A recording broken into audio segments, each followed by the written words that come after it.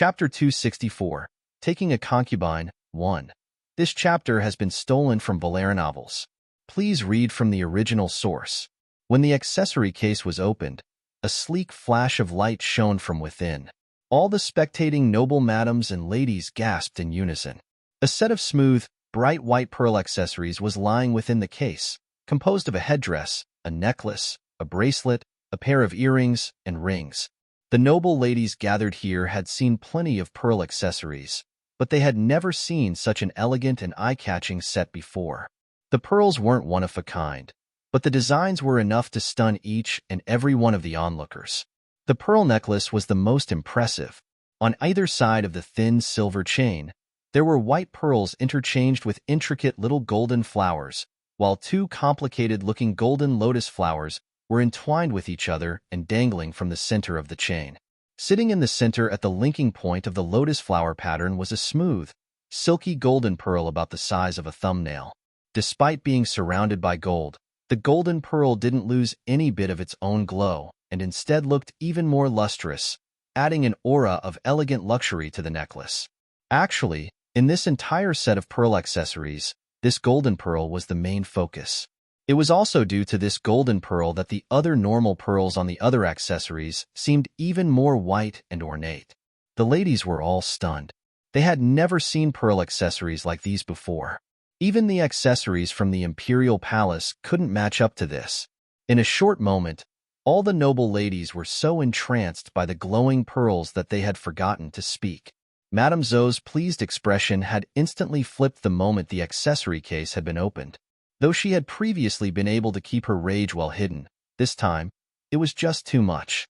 Irrespective of their ages, the ladies here lived luxurious lives, so they were naturally most interested in accessories and the like.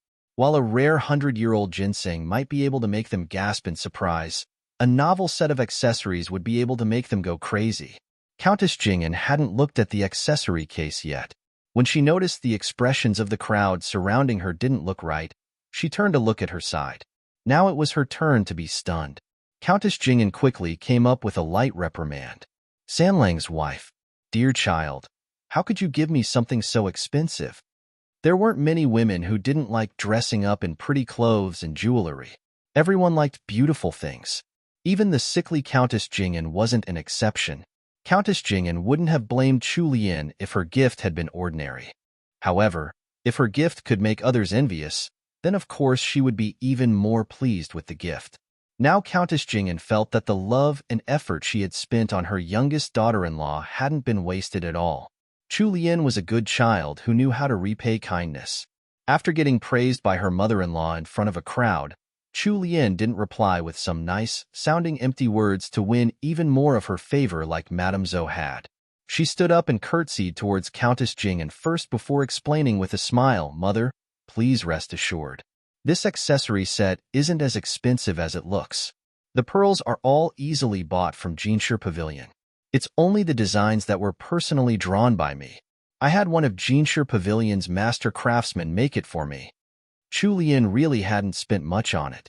For 2 sets of pearl accessories and a few bracelets, it hadn't even cost 500 taels. Not only that, Jinshi Pavilion's manager had even given her quite a few free gifts in addition. Jinshi Pavilion's manager wanted to keep the novel design she had given them and research it. After hearing Chu Lian's explanation, Countess Jingen's heart melted. Her eyes were full of affection and helplessness. "You silly child. You're just too honest." The noble madams here weren't empty-headed. They knew that it was precisely because of the novel design that Jinshi Pavilion would have specially made these accessories at a low price, just for honored Lady Jeannie. They really wanted a set of those accessories for themselves. However, it would probably cost at least 1,000 taels at Jinshi Pavilion. The crowd became even more envious. One of the madams in the crowd even smiled and said, "Even so, it's even more rare that honored Lady Jeannie could personally draw some new designs for the Countess. Furthermore, pearls aren't like those precious jewels, or even gold or silver. As we know, pearls nurture the health. I hear that when worn over a long period of time, they might even have calming and beautifying effects." Countess Jingen felt even more happier and touched after listening to this noble madam's words. The gaze she sent towards Chu Lian turned even warmer. The now completely ignored Madame Zhou gritted her teeth as the dissatisfaction in her heart grew even more. Her anger didn't fade after the gift-giving was over. Perhaps due to the grudge in her heart, she even made a few mistakes while preparing the seating arrangements for the banquet later, causing a few jokes at her expense. In the end, Matriarch He couldn't continue watching and sent senior servant Lu to help her. It was only then that the birthday banquet was completed successfully. When the guests had all departed, and it was only their family left, the main branch was ordered to stay behind by Matriarch He and Countess Jing'an, right in front of the rest of the family. Chu Lian returned to Songtao Court with her servants. On the way back, Fuyin couldn't resist complaining next to Chu Lian's side. Third young madam, eldest young madam went overboard today. Do you think the matriarch kept eldest young madam behind to give her a scolding? Chu Lian turned back to look at Fuyin. What grandmother wants to say to eldest sister-in-law has nothing to do with our third branch. We just have to keep our own consciences clear in our actions. Her expression was indifferent. It was clear that she wasn't happy with Fuyin for gossiping.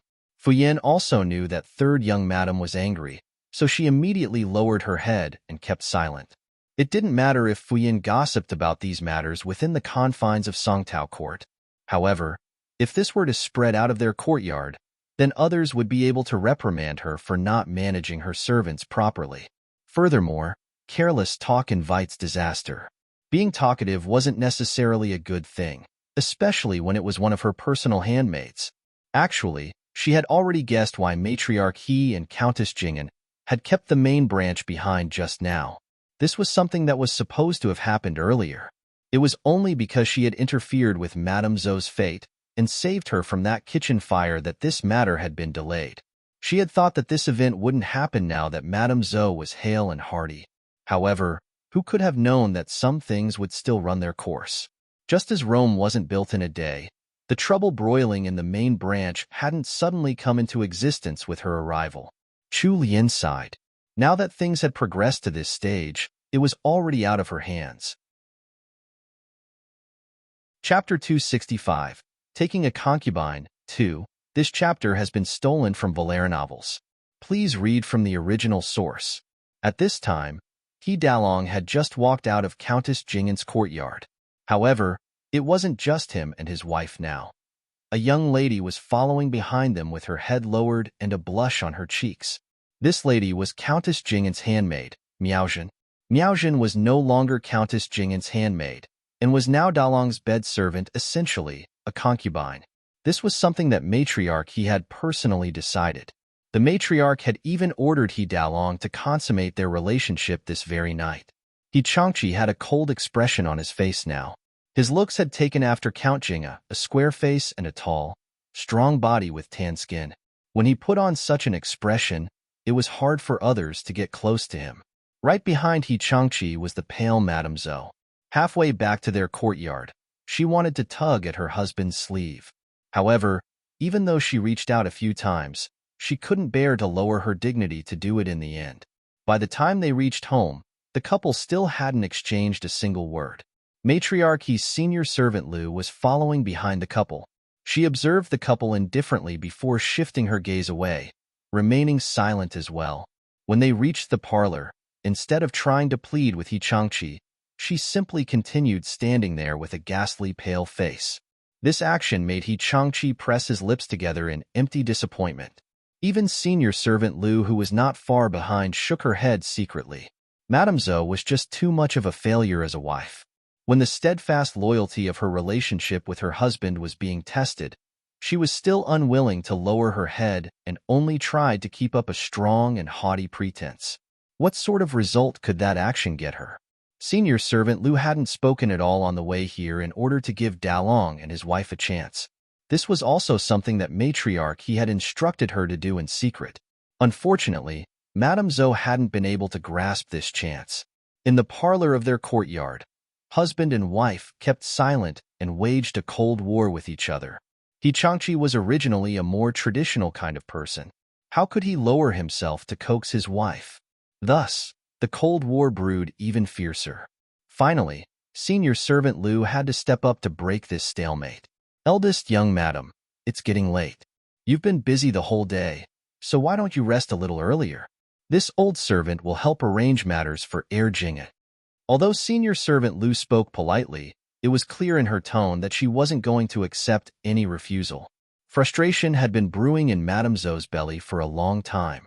Senior servant Lu's words were like the spark to light the fuse. While in front of her mother-in-law, Countess Jing'an, she had to control herself and suppress her emotions. But now that it was just an old servant in front of her, she could no longer continue holding herself back. Madame Zhou abruptly stood up and pushed senior servant Lu with a burst of strength that had come out of nowhere. "You old servant, what are you? When has it been up to you to dictate matters in our branch?" How could senior servant Lu have expected the normally dignified Madame Zhou to have lost her temper? What's more, she was acting like an immoral and unreasonable shrew. After getting pushed by Madame Zhou, senior servant Lu lost her balance and fell right onto the floor on her behind. Senior servant Lu was no longer young. How could her body bear such a fall? She cried out in pain, unable to get up. It was only when Madame Zhou noticed the extremely pained expression on the servant's face that she realized what she had done. She froze on the spot, not knowing what to do. He Changqi's eyes widened in shock. By the time he could finally react, he was about to try catching senior servant Lu, but she had already fallen to the ground. He strode over quickly and asked, "Momo, are you all right?" He Changqi had already been angry with Madame Zhou. Now that he had watched her personally push down his grandmother's trusted old servant, he was beside himself with rage. He glared fiercely at Madame Zhou and shouted, "Madame Zhou, look at what you've done. Calling you a shrew would be letting you off lightly." Madame Zhou had already been frightened by this turn of events. Now that her husband was shouting at her, she immediately switched gears. "He Changqi, who are you calling a shrew?" "I'm talking about you." "Good, very good." "He Changqi, you traitor. You bastard. How dare you scold me like that?" How could Madame Zhou bear with such insult? Furthermore, this was someone she had walked hand in hand with for close to 10 years. Her rage turned her face white. Her chest heaved as she swept everything off the nearby table. Clatter, crash, went the porcelain teapots and cups as they met with the floor. That wasn't enough to quell her rage, so she picked up a cup that had been spared from the carnage and threw it at He Changqi. He Changqi stood there without dodging it, glaring at her with an icy expression. Thus, the cup smashed against the corner of He Changqi's forehead. In the next second, crimson blood dripped down from the cut, dyeing half of his face red. TL note: in ancient China, there were different levels of concubines. The normal concubine is usually seen as half-wife and half-servant, and may even take up the role of lady in charge of the household if there is no wife present. Meanwhile, men can take maidservants, sometimes their wives' very own handmaids, into their harem as bed-servants, who were usually seen as just servants. Bed-servants might even be able to rise to the rank of a normal concubine if they gave birth to sons. Children born from these concubines or bed-servants were all seen as illegitimate, and only children born from lawfully wedded wives were seen as legitimate. There is also another rule, which can be broken, that men cannot take concubines until they have a legitimate wife, or they might be seen as crooked and not very ideal as husbands. The exception to this is taking a bed-servant, usually a handmaid bestowed by their mothers, who is meant to educate them on knightly duties. Hopefully this helps to explain some of the inner tensions and reactions of the noble families, as well as why Matriarch He and Countess Jing'an seem so blasé about giving He Dalong a bed-servant. A bed-servant would hardly take the place of Madame Zhou and might even help with giving birth to a son for Dalong. So there's no threat to Madame Zhou. As a virtuous wife, she is also expected to accept her husband's expanding harem. Chapter 266. Found him. 1. This chapter has been stolen from Valera novels. Please read from the original source. One of the more quick-witted maidservants quietly retreated upon seeing this turn of events and rushed off to report to the matriarch. Not too far off, the waiting Miaozhen had suffered a fright. Eldest young madam had actually hit the air. By the time she regained her senses, she quickly ran over to He Changqi's side and pulled out a handkerchief to cover the wound on his forehead. Her voice was choked up with anxiety as she said, "Heir Jing'an, you've been hurt. Quick, we have to call the imperial physicians." Madame Zhou froze upon seeing the blood on He Changqi's face, her wits completely gone. However, upon seeing that slut Miaojin still trying to spoil the relationship between her and her husband at a time like this, her quelled rage reignited once again. She lost all semblance of rationality as her eyes reddened due to her anger and fury within. "You little bitch! How dare you speak in front of me?" Right after Madame Zhou shouted, she bent down and picked up one of the porcelain shards on the ground, intending to throw it at Miaojin. Having seen what had happened to He Changqi, Madame Zhou's maidservants reacted much faster this time and quickly ran up to stop her. Madame Zhou's trusted senior servant cried out, "My eldest young madam, please stop acting so rashly." He Changqi stared Madame Zhou straight in the eyes with a cold glare as icy as the tundra. He reached out and pulled Miaojin behind him, shielding her. His tone was colder than ever as he told his wife, "Madame Zhou, I want to see how far you're going to take this madness today." After the maidservants took the porcelain shard from Madame Zhou's hands, she looked up only to see her normally loving husband staring at her with cold eyes. When she saw that He Changqi was actually protecting another woman behind him, the final string in her mind snapped. She screamed shrilly like a mad harpy and charged towards He Changqi recklessly, already beyond caring. He Changqi ignored the fresh blood flowing down from his forehead and continued watching Madame Zhou descend into madness with half of his stony face covered in blood. He couldn't get his mind around how his warm and caring wife had suddenly turned into this person he didn't recognize at all. For so many years, he could swear on his conscience that he hadn't mistreated Madame Zhou in any manner. The He family's rules were strict, and he hadn't taken any concubines. Furthermore, he hadn't fooled around with other women outside the estate, either. Even when out with his friends, he always drew the line. Although he and Madame Zhou still hadn't been able to get a son, they had everything else together. He had never pushed Madame Zhou on the matter of carrying on the next generation. He had also secretly considered what to do if he never had any sons in his life. Since he still had 2 brothers down the line, it wasn't necessarily just up to him to carry on the family line. As long as he and his wife remained harmonious, grandmother wouldn't say anything more. However, before he had been able to tell all this to Madame Zhou, she had somehow changed. He Dalong's heart instantly turned as desolate as the wild plains of Liangzhou. The image of his brilliant and virtuous wife seemed to have abruptly shattered and vanished into nothing. Madame Zhou put up a wild struggle against the people holding her back. Upon managing to break free, she pushed the maidservants aside and charged towards He Changqi with a deranged look on her face, shouting, "You little slut! How dare you seduce the heir? I'll teach you a lesson right now." However, before Madame Zhou could even touch the corner of Miaojin's dress, a clear smack echoed throughout the room. Madame Zhou felt an intense pain in her cheek. In the next second, her body fell to the ground against her will. When Chu Lian helped Matriarch He in, it was just in time to see He Dalong slap Madame Zhou on the face without any bit of mercy. Chu Lian's almond-shaped eyes widened in absolute shock. In the next moment, she caught sight of He Changqi's half-bloody face and suffered another shock once again. What was going on? How had things gotten to this state in less than an hour? Madame Zhou had also been stunned by He Changqi's merciless slap. She was sprawled on the ground, one hand held up to her swollen left cheek, while she looked up in disbelief at He Changqi. As if her heart was about to break, she cried, "He Changqi, you actually hit me." By this time, Matriarchy's sharp old eyes were lit up with rage, especially after she spotted senior servant Lu still paralyzed and lying on the ground. She paused where she stood, only to tighten her grip around her vermilion bird head cane and slam the end of it down onto the marble tiles with a clear thunk. "All of you, stop right now. Are you trying to start a rebellion here?" Matriarchy's tone was full of dignity. Right after she spoke, the family guards that the main steward had sent from the outer court separated Madame Zhou and He Changqi.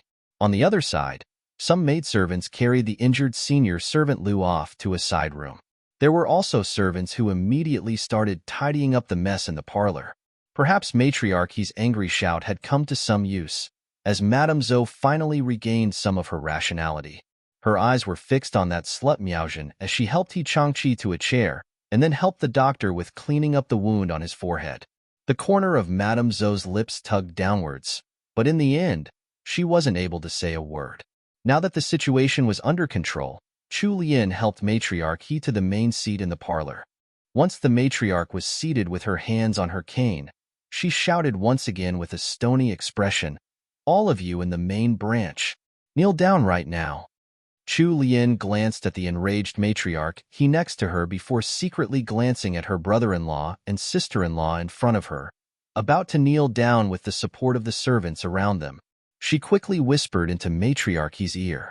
Following that, Chu Lian led the servants she had brought with her out of the parlor to check on senior servant Lu, who was being treated by a doctor in one of the side rooms. Matriarch He was about to reprimand the main branch. As the most junior family member present, she would have only earned her brother-in-law and sister-in-law's ire if she were to witness such a humiliating scene. Chapter 267. Found him, 2. This chapter has been stolen from Valera novels. Please read from the original source. Chu Lian watched over senior servant Lu in the side room while waiting for movement from the parlor.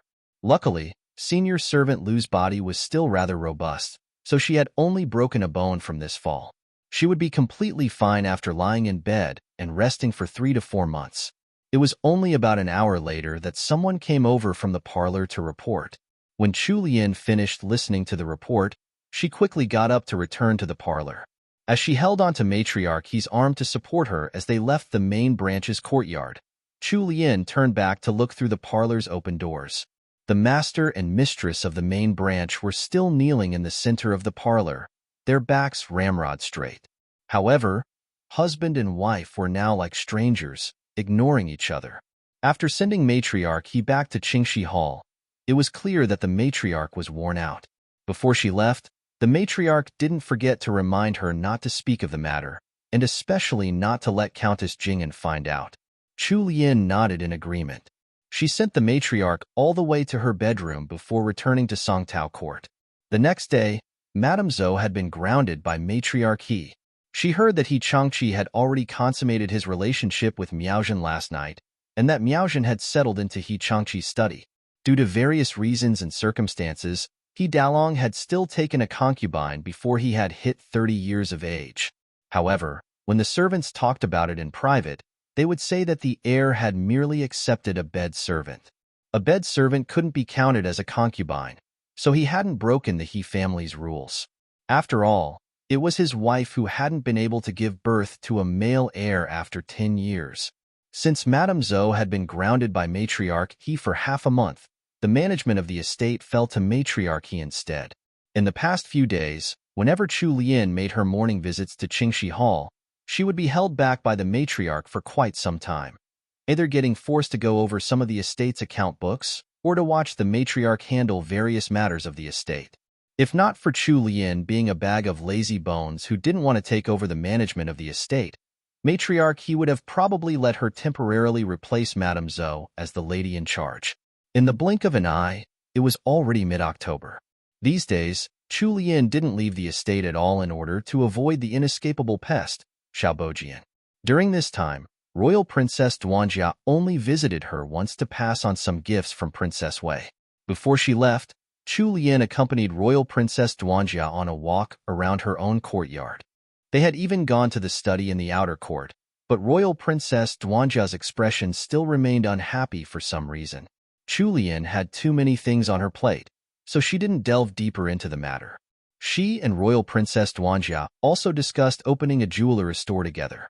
This time, with Prince Wei's estate taking the lead, she wouldn't have to worry about much. Everything would be left up to Princess Wei's people to arrange. All she had to do was contribute her part to it, designing some new accessories every month. Currently, Chu Lian was lying on the wooden lounge chair by the window in her room. She had a book in one hand, but she had been stuck on the same page for quite a while. If they went by the novel's original plot, then the final imperial examination would be held in the upcoming days. Xiaobojian's name would most likely spread throughout the whole capital by then, because he would become the top scholar of the year. It would also signify the start of the war. The two Huns were going to gather up an army to invade Liangzhou after years of peace in the north. The novel had simply given this event a small mention in the story. Chu Lian didn't know what the exact details were like. She only knew that it was a hard-won war, and that there had been many casualties in the northern border troops. Now that her crazy husband He Sanlang was there in the north, was he going to be safe? Chu Lian sighed. Even though her aim had always been to be a happy layabout, she didn't know why she was actually feeling a little worried. While Chu Lian's thoughts were a mess, Xian's joyful voice rang out from the outer room. "Third young madam, some news came from Gillen Restaurant." Chu Lian set down the book in her heads and turned to look. Xian was usually very calm and steady. Why was she suddenly getting so excited? Had something good happened? When she heard Xian mention Gillen Restaurant, a single thought appeared in Chu Lian's mind. Had they found that person? Without waiting for Xian to come over to her, Chu Lian pushed herself up using the armrests and cried out in surprise, "Have they found the person who can answer all 3 questions?" Xian was smiling so widely that her eyes had turned to crescents. "Indeed they have, third young madam. Right after they found him, Manager Qin sent someone over to the estate to report it. He said that that person's currently eating in one of Gillen Restaurant's private rooms together with an elderly man." Chu Lian hurriedly got up, not even caring that one of the embroidered shoes on her feet had dropped off. She ran to her closet with one foot clad in only silken socks. "Quick, help me change. Tell Wanlan to prepare the carriage in the outer court first.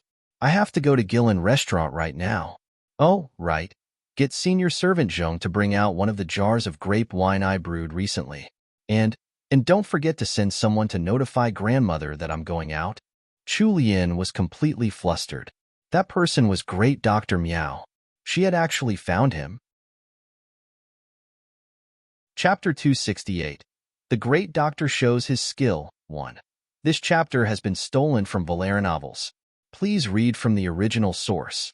When Chu Lian finally reached Gillen Restaurant, Manager Qin personally guided her to a private room where the person she was looking for was waiting. The moment Chu Lian entered the room, she could hear people talking behind the screen placed in front of the entrance.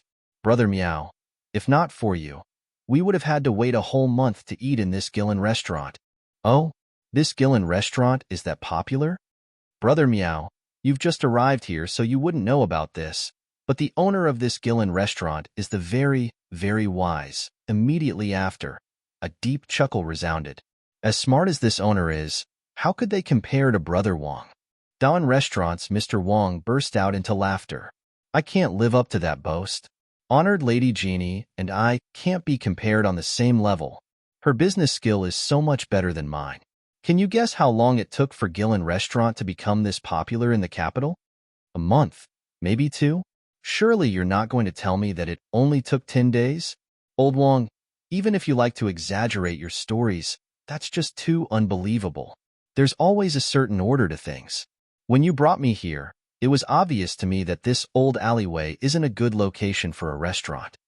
Mr. Wang shook his head and grinned. He lifted one finger for the man sitting across from him, happy that he had finally found something that could shock his old friend. I'm going to tell you. Brother Miao, it only took a single day for this restaurant to become known across the entire capital.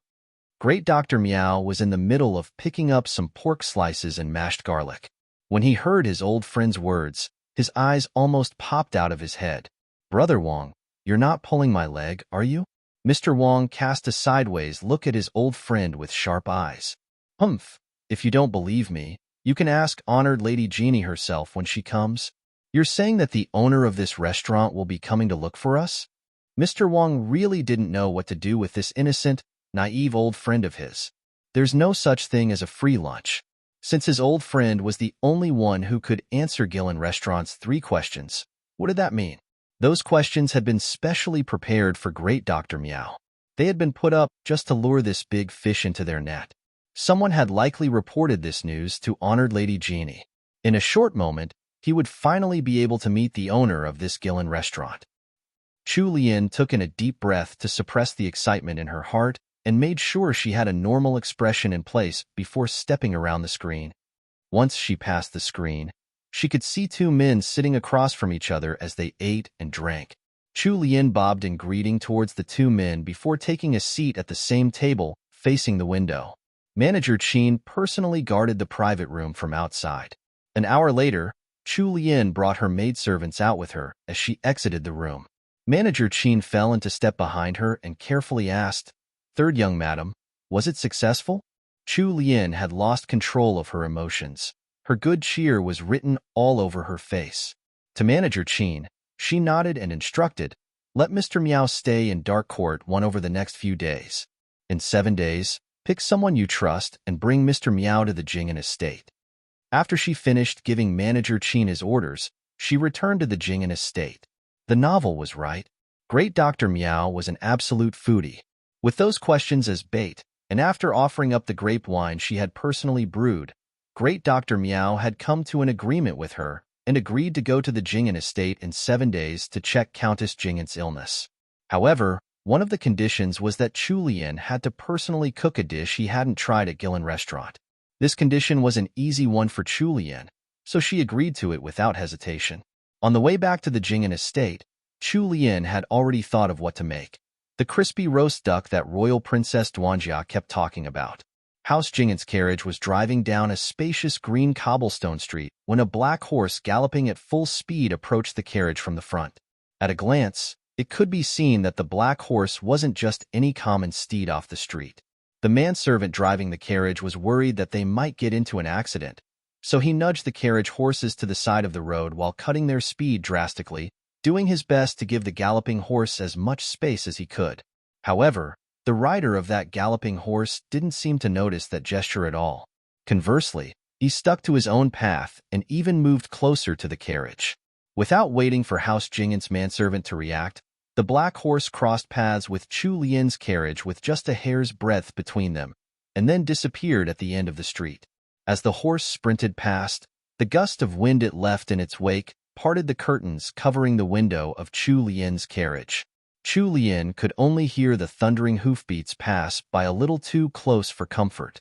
She was about to ask the guards outside what was happening when she saw that a thin bamboo tube had been thrown into the carriage. It had rolled onto the carpet right in front of her. Any words she had to say were stuck in the back of her throat as her gaze slowly shifted to the thin bamboo tube. The special pattern on it was all too familiar to her. It was the exact same pattern as the one on the capsule she had found in the orange at the Zheng estate when she had requested for fresh oranges. The capsule back then, however, had been slightly more fine. Xian was sitting with her inside the carriage. When she saw the bamboo tube as well, she suffered a huge fright. Her head was also lowered as she stared at that little bamboo tube on the carpeted floor of the carriage. Fear filled her heart. If it hadn't been a simple bamboo tube, but instead some hidden weapon, then her master would probably be injured right now. Xian was about to speak up to ask a question when Chu Lian tugged at her sleeve and shook her head, her eyebrows furrowed. Xian then quickly covered her own mouth and nodded a few times at Chu Lian, indicating that she wasn't going to say anything. By this time, one of the guards escorting the carriage from outside had come over to the window.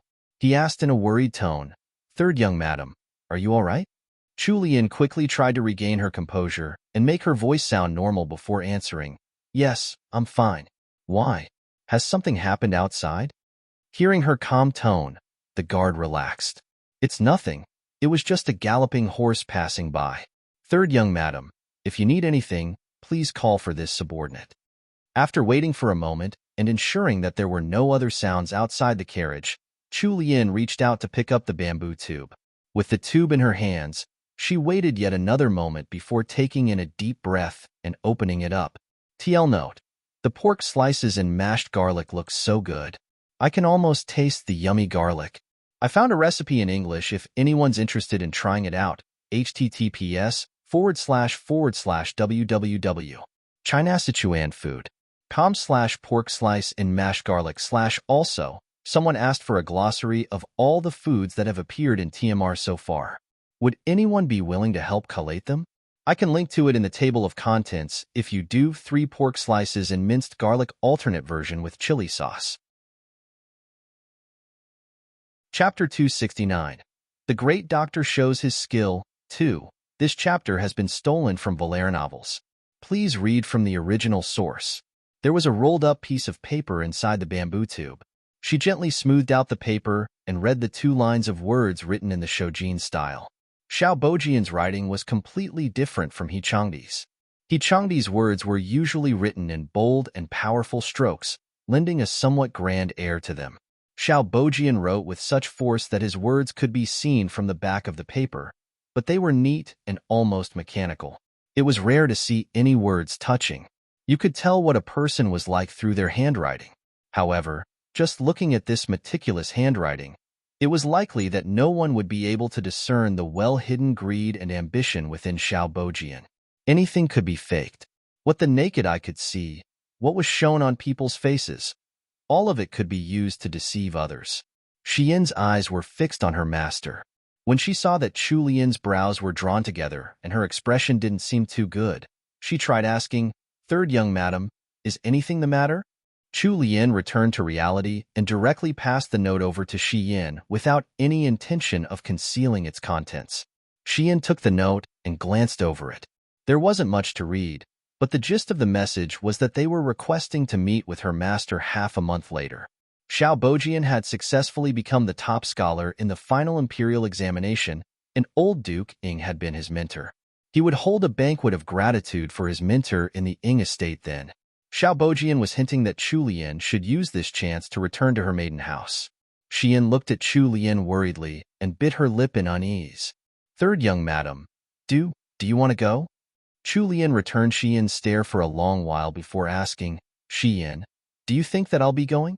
Xian cast her gaze downwards, not daring to look at Chu Lian.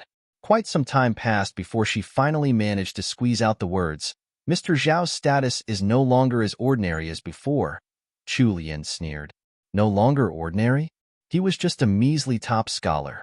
Even if he had a mysterious organization in his hands, so what?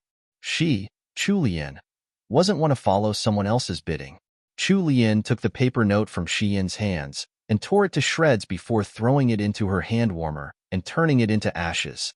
The specially carved bamboo tube was also thrown out of the carriage. Xian's eyes widened as she watched Chu Lian's actions. "Third young madam, you're not going. Even if he becomes a first-ranked official, that has nothing to do with me. I'm the third young madam of House Jing'an now, and I'm no longer that helpless, powerless sixth miss of House Ing." There were plenty of people willing to protect her now. Xian was struck into a daze. When she finally recovered, she smiled sweetly despite the tears in her eyes. Chu Lian was helpless before this silly handmaid of hers. "What are you crying for, you little?" Xian quickly wiped at her eyes with her handkerchief, her smile still shining brightly underneath her tear-stained cheeks. "Third young madam, this servant isn't crying. This servant is happy." She was really happy. Compared to the past sixth Miss Chu, she liked the current third young madam of House Jing'an more. It was great that third young madam could think so clearly. When the carriage reached the Jing'an estate, master and servant both treated that bamboo tube as if it had never existed. Chu Lian continued passing her days lazily. She didn't think that Xiao Bojian would send someone to kidnap her if she didn't go to the Ing estate. Xiao Bojian wasn't that bold yet. 7 days later, Great Dr. Miao was personally escorted to the Jing'an estate by Manager Qin. Chu Lian had also notified Matriarch He of this visit beforehand. Today, Chu Lian had invited Royal Princess Duanjia over. Since this matter involved Countess Jing'an's health, He Erlang had also rushed back to the estate despite his busy schedule. The Dragon Guards had been given a mission, and He Changjue was to be posted to the neighboring city of Zhangzhou the day after tomorrow. He was also taking this chance to return to the estate and bid his farewells to his family. 3 days later, he would be departing the estate to meet his commanding officer at the west gate of the capital and set off for Zhangzhou. Chu Lian personally made roast duck for the foodie Great Dr. Miao. When Great Dr. Miao came out from Countess Jing'an's bedroom, even the normally calm Chu Lian was so anxious that she quickly stood up to welcome him. "Mr. Miao, how is mother's illness? Can it be treated?" Great Dr. Miao nodded confidently. "Honored lady, please rest assured. Madam's condition isn't that severe, and I can cure it once and for all. However, there's something I have to tell honored lady beforehand." Matriarch He was seated at the head of the room. When she heard those words, it was as if a burden that she had carried for years had suddenly lifted. Her expression seemed relaxed as she said, "Mr. Miao, please feel free to speak." We'll do anything as long as it's something within our ability. Great Dr. Meow stroked his beard as he said, well, this matter could be easy or difficult, depending on the circumstances. Chu Lian earnestly listened, not willing to miss a single word he said. TL note. Shojin-style calligraphy is literally thin golden style and is appropriately named XD Shojin style, from Wikipedia. Chapter 270. War at the Northern Border, 1. This chapter has been stolen from Valera novels. Please read from the original source. If you want to cure Madame's illness once and for all, you need a single medicinal ingredient. However, this ingredient only grows in the high mountains of the extreme north. The medicinal ingredient that Great Dr. Meow needed was a type of alpine flower. It was also one of the rarest alpine flowers and was called snow mountain mists. It grew only on the peaks of snow-capped mountains and would only bloom at the coldest times of the year. After blooming, it would wither away in just 2 to 3 days. To be able to use it in medicine, the flower had to be picked right before it withered. Otherwise, it would lose all its worth as a medicinal ingredient. It was known to grow in the border between the Great Wu Dynasty and the Tu Hun's territory, Mount Aming. In another 3 months, it would be time for the snow mountain mists on Mount Aming to bloom. This rare ingredient was hard to preserve, and there weren't many fields that required the use of it. Most doctors didn't even know of the medicinal uses of this flower, so it was impossible to find it on the market. Even Great Dr. Meow had only incidentally found out about its uses during his younger days when he had wandered all over the land. Great Dr. Meow spoke bluntly to the various members of the He family gathered in the parlor. The treatment for Countess Jingen's body couldn't be delayed for too long. Even if he personally helped stabilize her condition, she could only go on like that for another 2 years. If they couldn't find this snow mountain mist flower within 2 years, then there would be nothing he could do. After Great Dr. Meow finished explaining the situation, he left the parlor to write a prescription for Countess Jingen. Only Matriarch He, the eldest son He Changqi, the second son He Changjue, and the newlywed wife of the third son, Chu Lian, were left in the parlor. The joy that had been present on their faces earlier had disappeared. The matriarch's expression was so serious that the wrinkles on her face creased further. When Chu Lian noticed this, her heart ached for the matriarch. She tried to reassure the old lady by saying, "Grandmother, at least there's some hope for mother now. And it's not as if this type of flower is completely unheard of. Having some hope is better than having none at all, isn't it?" Matriarch He took in a deep breath and patted Chu Lian's hand. "You're right, Lianer. At least there's some hope for your mother's illness now. I should be happy instead." Silence reigned in the parlor for a while, more before He Erlang abruptly stepped forward and knelt before Matriarch He. In a firm voice, he said, "Grandmother, let me go to the north to search for this flower for mother." Right after He Erlang spoke, He Dalong also knelt down in front of Matriarch He. "Grandmother, don't let Erlang go. Erlang hasn't even gotten married yet. I'm the eldest son of this family. When father left to protect the border, he instructed me to take care of grandmother, mother, and my 2 younger brothers. It's obviously me who should go on this trip to the north." "No, eldest brother, I'll go." "Second brother, are you going to disobey your older brother? Let me go." The normally harmonious brothers were actually fighting to be the one to go to the northern border. Matriarch He was starting to get a headache from their quarreling. She slapped the table next to her with a loud bang and said, "Enough! What are you fighting for?" It was only then that the 2 brothers stopped and quieted down. However, none of them stood up, and they simply waited for Matriarch He's final verdict. Matriarch He massaged her forehead. After a short pause, she heaved a sigh and said, "This old woman knows that you're all filial children. However, Dalong, you hold a position at court. Without the Emperor's permission, you can't abandon your post without a proper reason. Our estate needs you here as well. We can't do without a male master here to hold the fort in such a big estate. And Erlang has just gotten a mission in Zhangzhou. I heard this mission was ordered by the Emperor himself. You can't disobey imperial orders. If you go to the northern border at this time, are you going to willingly deceive the Emperor? So neither of you are allowed to go." What? Neither of them were allowed to go? But they were the only male members of House Jingen left in the capital. If neither of them were to go, How could they stop worrying? It was their very own mother who was severely ill. Grandmother, you can't. If we don't go, what's going to happen to Mother? He Dalong and he Erlang asked in unison. Matriarch he opened her mouth to speak. She had a troubled expression on her face. Count Jing'an was deeply in love with his wife. If he were to find out about this piece of good news, he would never let the chance go. She also felt very guilty towards this daughter-in-law of hers, and wished for her speedy recovery. Chu Lian pressed her lips before reminding all of them. Grandmother, have you all forgotten about husband? Why don't you ask husband to send someone to Mount Aming to investigate? With husband around, he'll surely get the job done. Matriarch he froze for an instant. She looked at Chu Lian before turning to the two grandsons kneeling before her. She felt that Chu Lian had brought up a good suggestion. After thinking it over, she declared, even if you want to go to the northern border, you won't be able to set out in just 1 or 2 days. There are too many things to prepare for in the estate. I have to think about it carefully.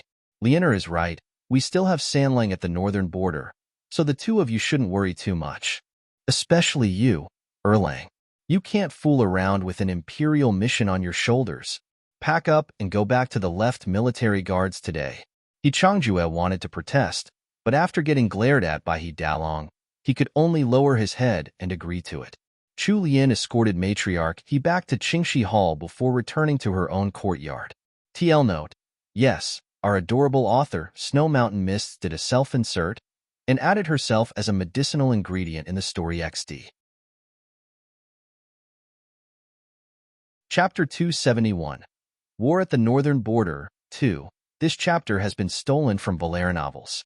Please read from the original source. Great Dr. Miao had been invited to stay longer in the Jing'an estate, and his daily meals were now the responsibility of the kitchen in Chu Lian's courtyard. Great Dr. Miao was an amiable guest as long as he had some delicious food before him, so he settled in rather peacefully. 3 days later, Housing sent Matriarch he an invite for Xiao Bojian's thank you banquet for his mentor. They specially invited both the Matriarch and honored Lady Jeannie.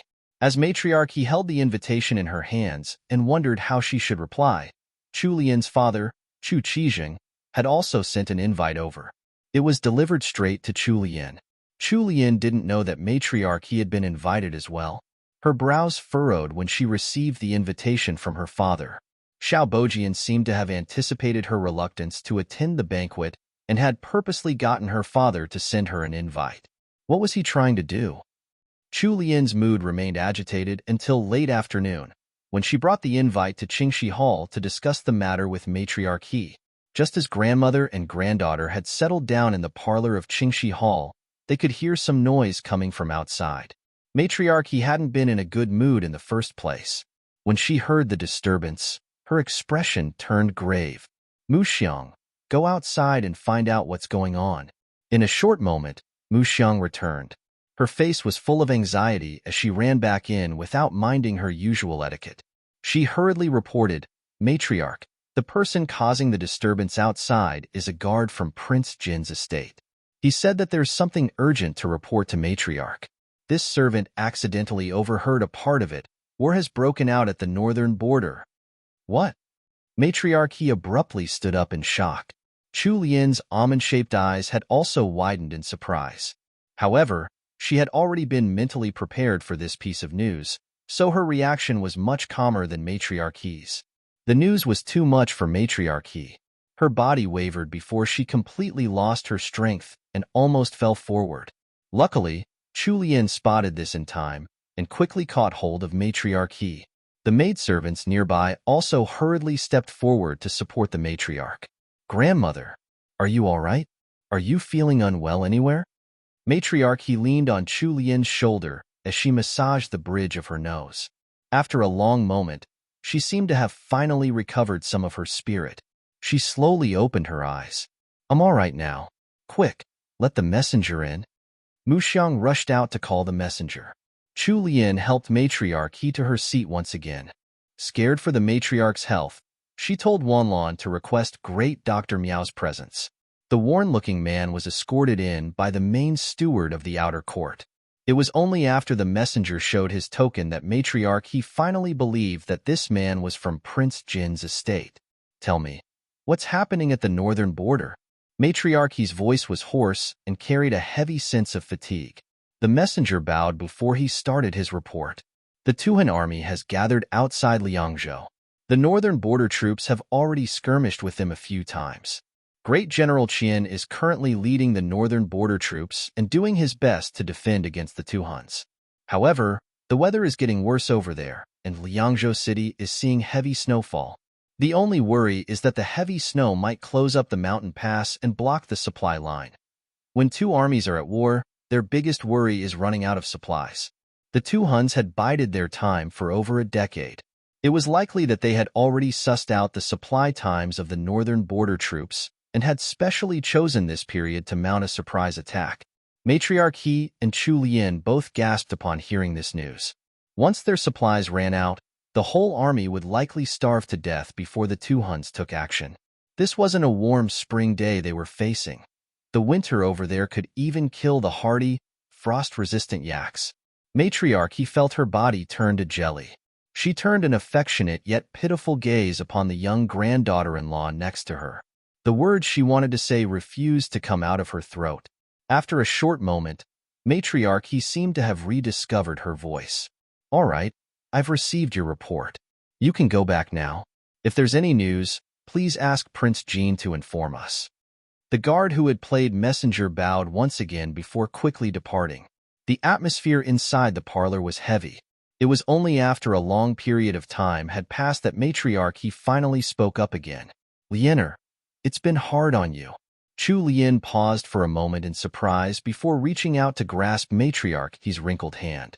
She shook her head gently and said, "Grandmother, please don't say that. When husband went off to the northern border, no one could have expected those Tuhans to start acting again after so many years of peace.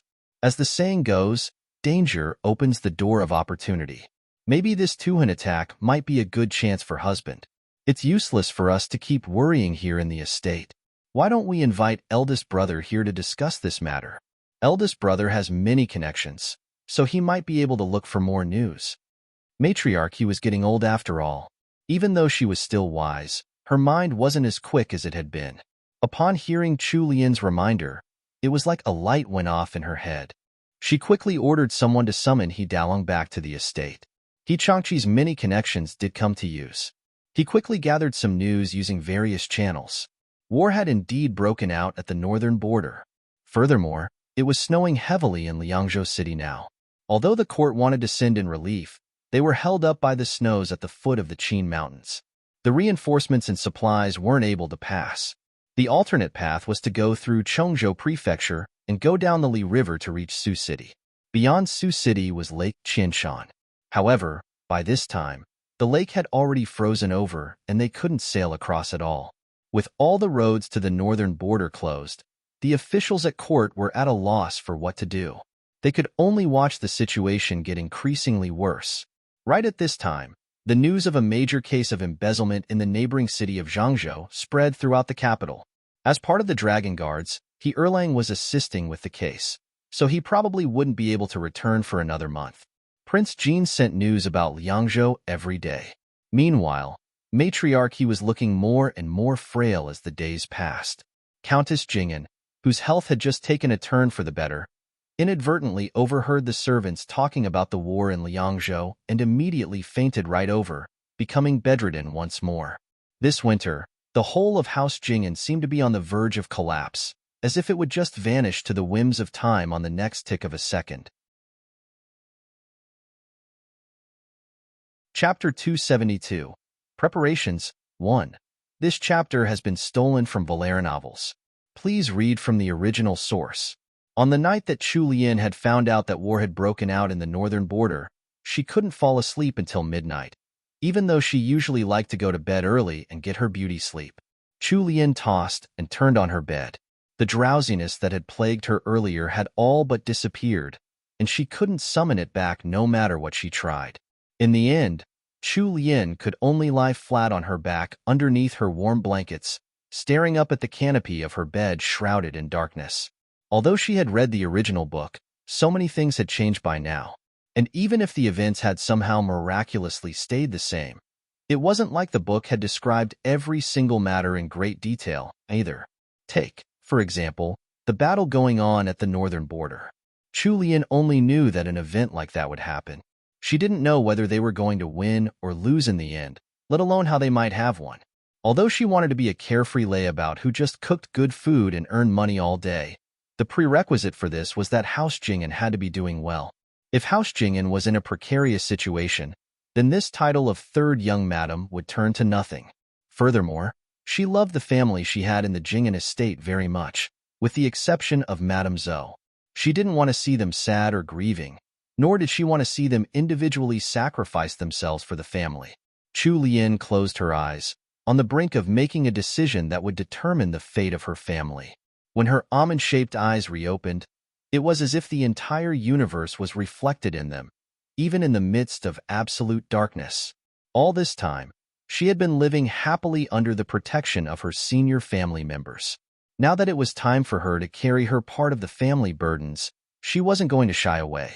After she had finished thinking things through, Chu Lian stopped tossing and turning. Her eyes slid shut, and her breathing turned long, and even in just a short moment. Shi Yin was on night duty today, and waiting in the side room just outside Chu Lian's bedroom. When she could no longer hear any noises from within, she settled down to rest for the night in relief. The next day, the lazybones Chu Lian actually managed to get up by herself without waiting for the maidservants to wake her. When senior servant Zhong entered the bedroom, she saw that Chu Lian had changed into a pink tunic suited for physical exercise, while her soft, dark hair had been tied up into a high ponytail that went all the way down to her waist. Senior servant Zhong gaped. She had to calm herself down for some time before she finally found her voice again. "Third young madam, why are you dressed like that?" Chu Lian tidied up her hair a little, swung her arms and legs around, and then pulled on some riding boots.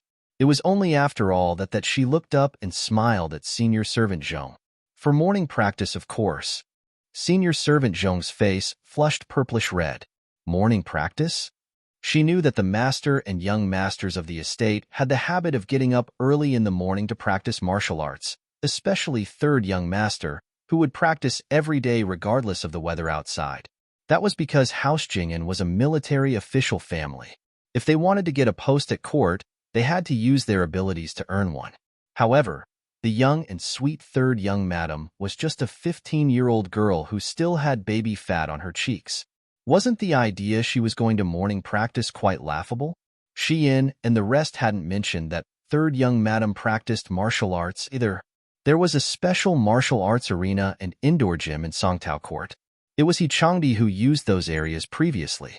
Now it was Chu Lian who was reaping their benefits. When senior servant Zhong saw that Chu Lian really was going out in such a thin outfit, she quickly grabbed a fox fur-lined cloak from the nearby rack for Chu Lian to wear. "Third young madam, it's already winter. You can't go out wearing so little, you'll freeze." Chu Lian quickly pushed the cloak aside. Was senior servant Zhong joking? How was she going to run in such a thick cloak? "Momo, don't worry. I'll be fine. It's just a little cold. Once I start running later, I won't even feel a thing." After saying so, she quickly strode out of her bedroom, ignoring how senior servant Zhong was shouting and running after her with the fur-lined cloak. When she reached the outside, the cold air attacked her from the front. Chu Lian rubbed her arms and breathed out white puffs of air as she started running around the boundaries of her courtyard. When senior servant Zhong saw that third young madam had really started running around outside dressed in such thin clothing, she was about to continue chasing after third young madam. However, she was held back by Wanlan, who had just come out from the parlor. "What are you holding me back for? Why don't you chase after third young madam and stop her? The matriarch and countess are already unwell. What will we do if something happens to third young madam as well?" Wanlan pressed her lips together and shook her head. She was a martial arts practitioner herself, so she knew better than the old servant did. She replied coolly, "Momo, third young madam will be fine. Running like this is good for her body. Just relax, Momo. Go and check on breakfast in the kitchen and give the cloak to me. I'll stay here and look after third young madam." When senior servant Zhong saw that she couldn't win against Chu Lian and Wanlan, She stomped her foot before shoving the cloak into Wenlan's arms and storming off in a huff. Chulian hadn't done any sort of physical exercise for far too long. After a short period of running, she started panting. She slowed down and tried to adjust her breathing. Actually, she had already thought it over last night. Her thought process was simple. Since she had decided to go to the northern border herself, then she had to make sure her body was in the best condition possible. Back in the modern world, she had learned enough that she understood how important a strong and healthy body was. Now that she had decided to make the long journey, she had to do her best to strengthen her body first. She had heard that it would get extremely cold after passing north of the Longxing Basin. The temperatures there couldn't be compared to those in the capital. Some of the older and more experienced servants in the estate had mentioned that simply spitting a mouthful of saliva could make icicles form. Chulian's body was just too weak right now. She might not even make it past the Longxing Basin, let alone the rest of the journey north. Whether it was helping with the war in the north or searching for the Snow Mountain Mist Flower, time was of the essence. Without a strong body, she would only become a burden for House Jingen if she went to the northern border. As these thoughts passed through her head, the determination in Chulian's heart grew even more. Chapter 273. Preparations 2. This chapter has been stolen from Valera novels. Please read from the original source. A moment later, Wenlan had actually changed into appropriate clothing and began to follow her on her jog. Chulian couldn't understand what she was doing. She shot a questioning look at the silly girl. Wenlan pursed her lips before replying, "Third young madam, this servant will accompany you." Chulian smiled and nodded. When she felt that she had reached her limit, Chulian gradually slowed down and let Wenlan help her into the gym. Eventually, Wenlan's curiosity got the best of her. "Third young madam, why did you suddenly think of jogging? Are you thinking of learning Kung Fu?" Chulian was taken aback. She took a moist towel from Shiyin to wipe the sweat on her forehead before turning to Wenlan. Initially, Chulian shook her head, but then she changed her mind and nodded instead. In the end, she could only verbally explain, "I'm only thinking of learning some basic moves to keep my body healthy and defend myself." Chulian's thoughts were usually out of the norm anyway, so Wenlan didn't think much of it. She paused before offering, "Since third young madam has such intentions, would third young madam like this servant to teach you a few self-defense moves?" Chulian wanted to slap her leg in realization. Aya, how could she have forgotten that Wenqing and Wenlan knew martial arts?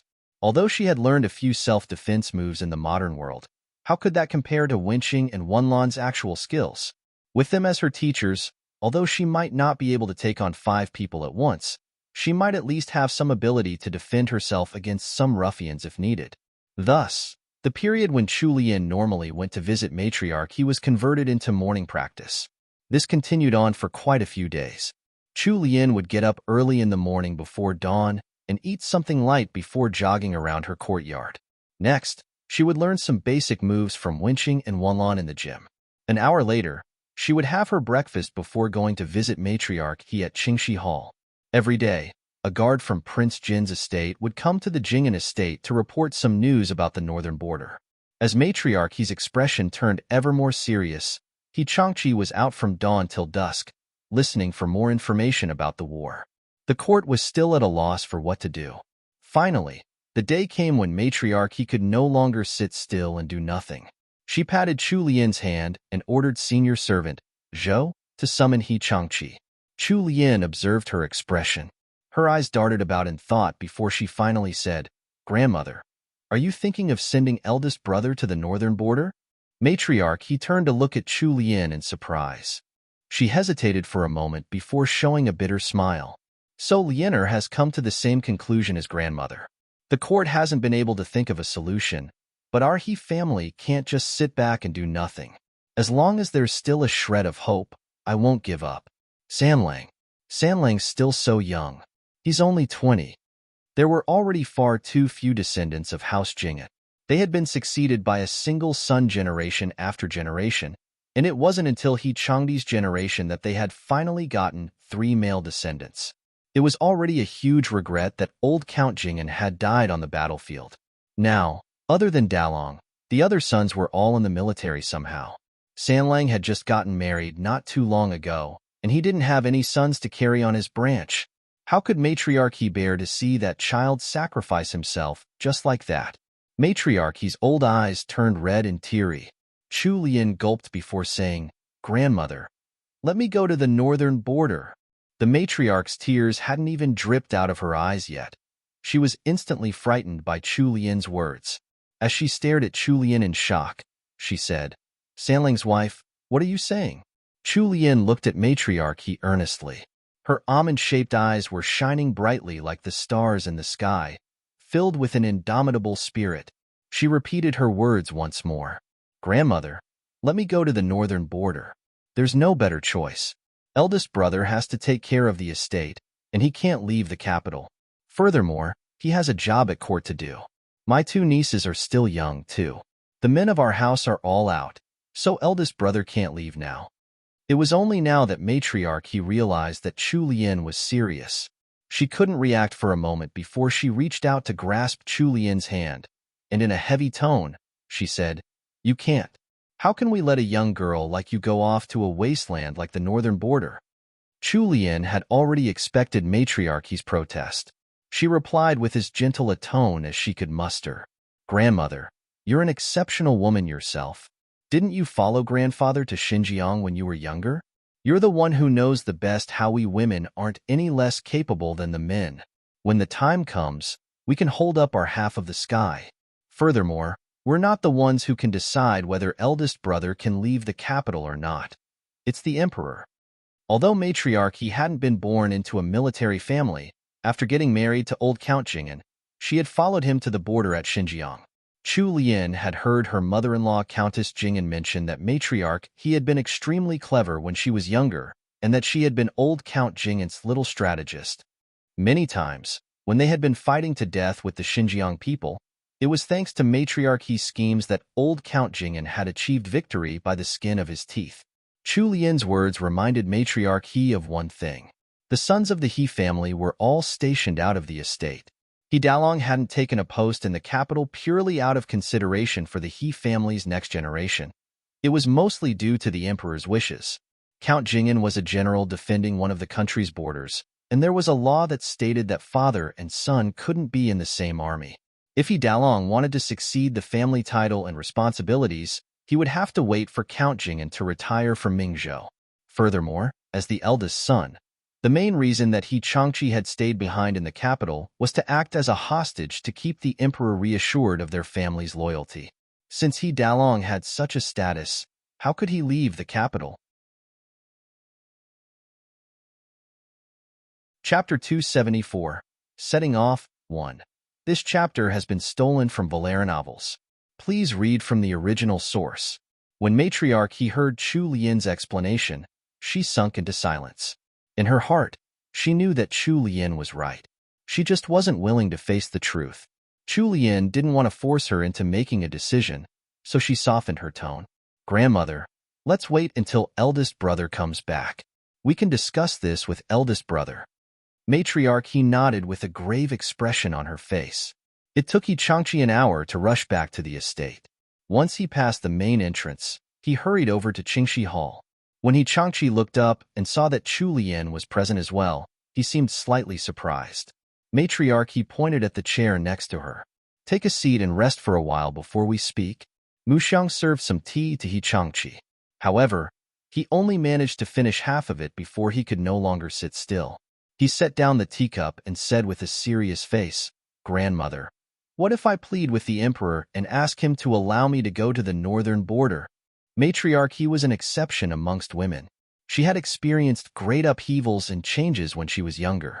As they waited for He Changqi to arrive, she had continued to think on the matter and came to a conclusion.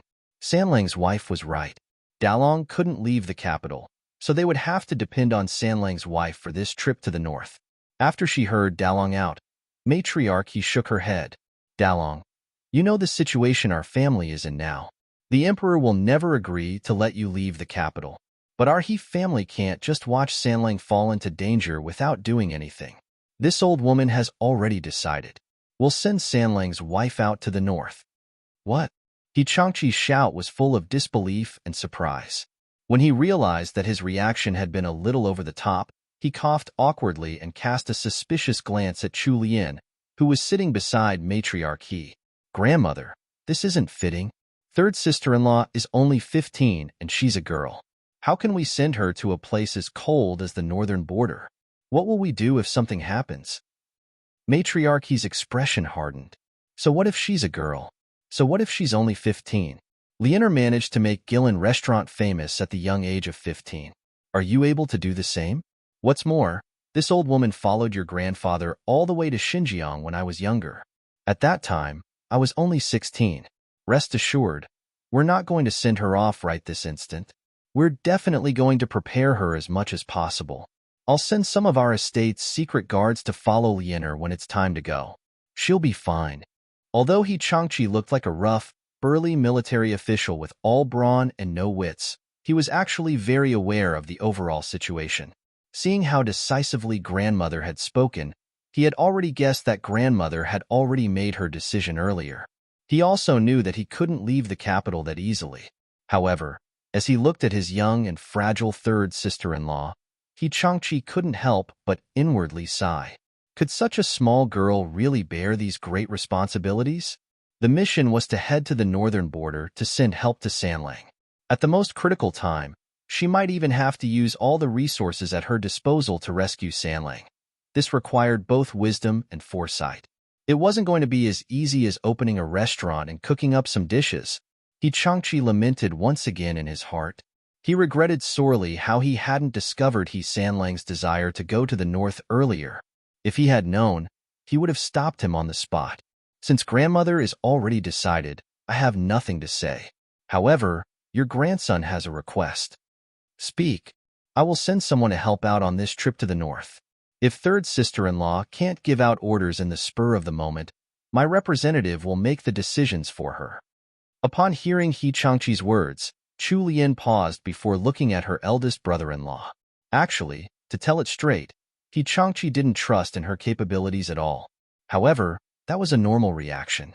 Although He Changqi hadn't been very successful in managing his marriage, he was a responsible and careful person.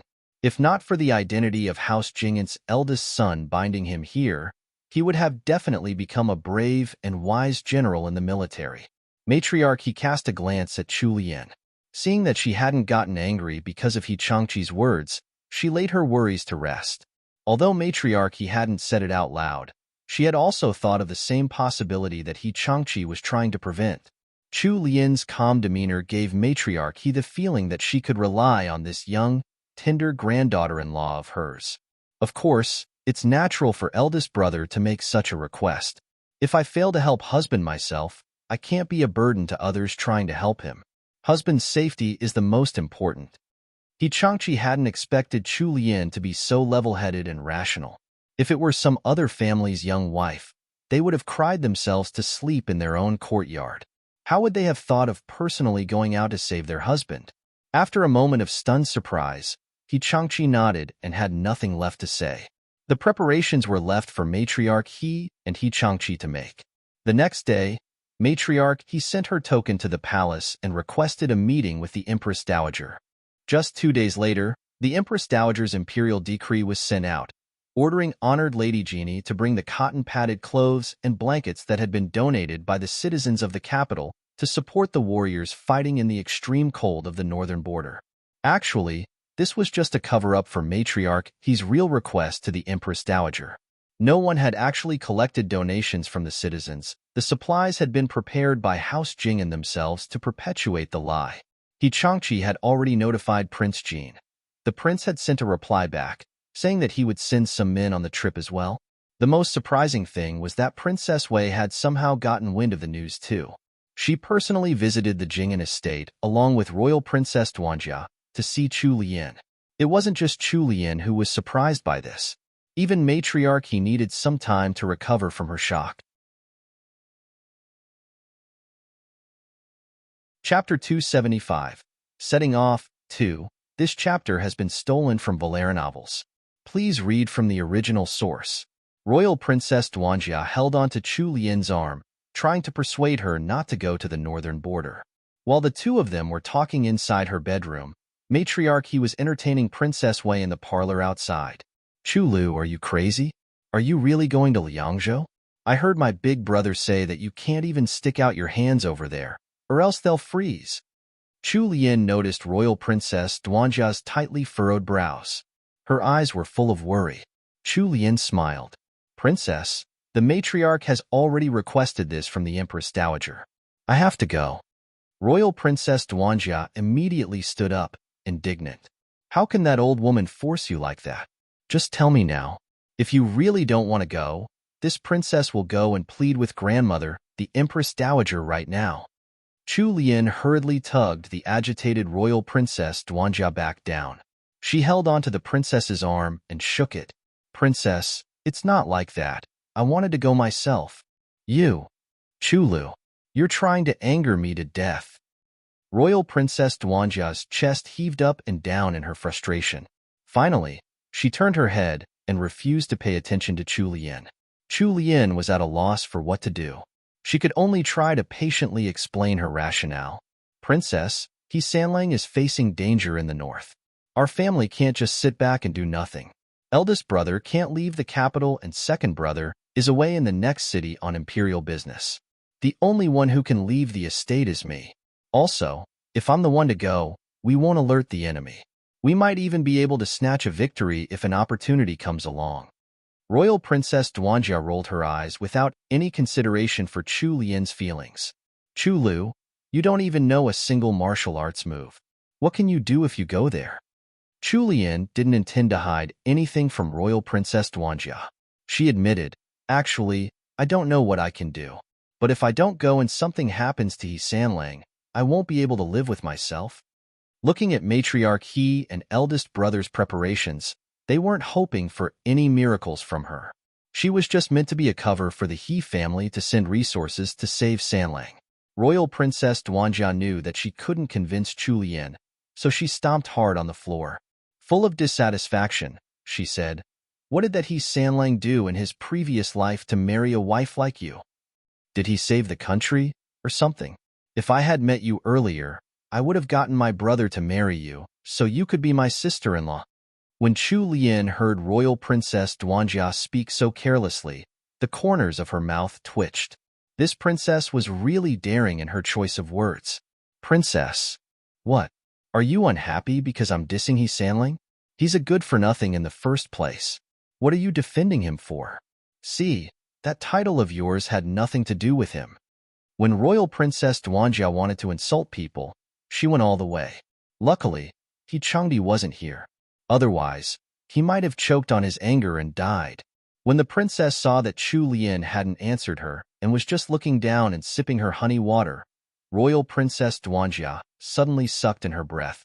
She moved closer to Chu Lian and said, "Chu Lu, have you really fallen in love with that He Sanlang?" Chu Lian was speechless.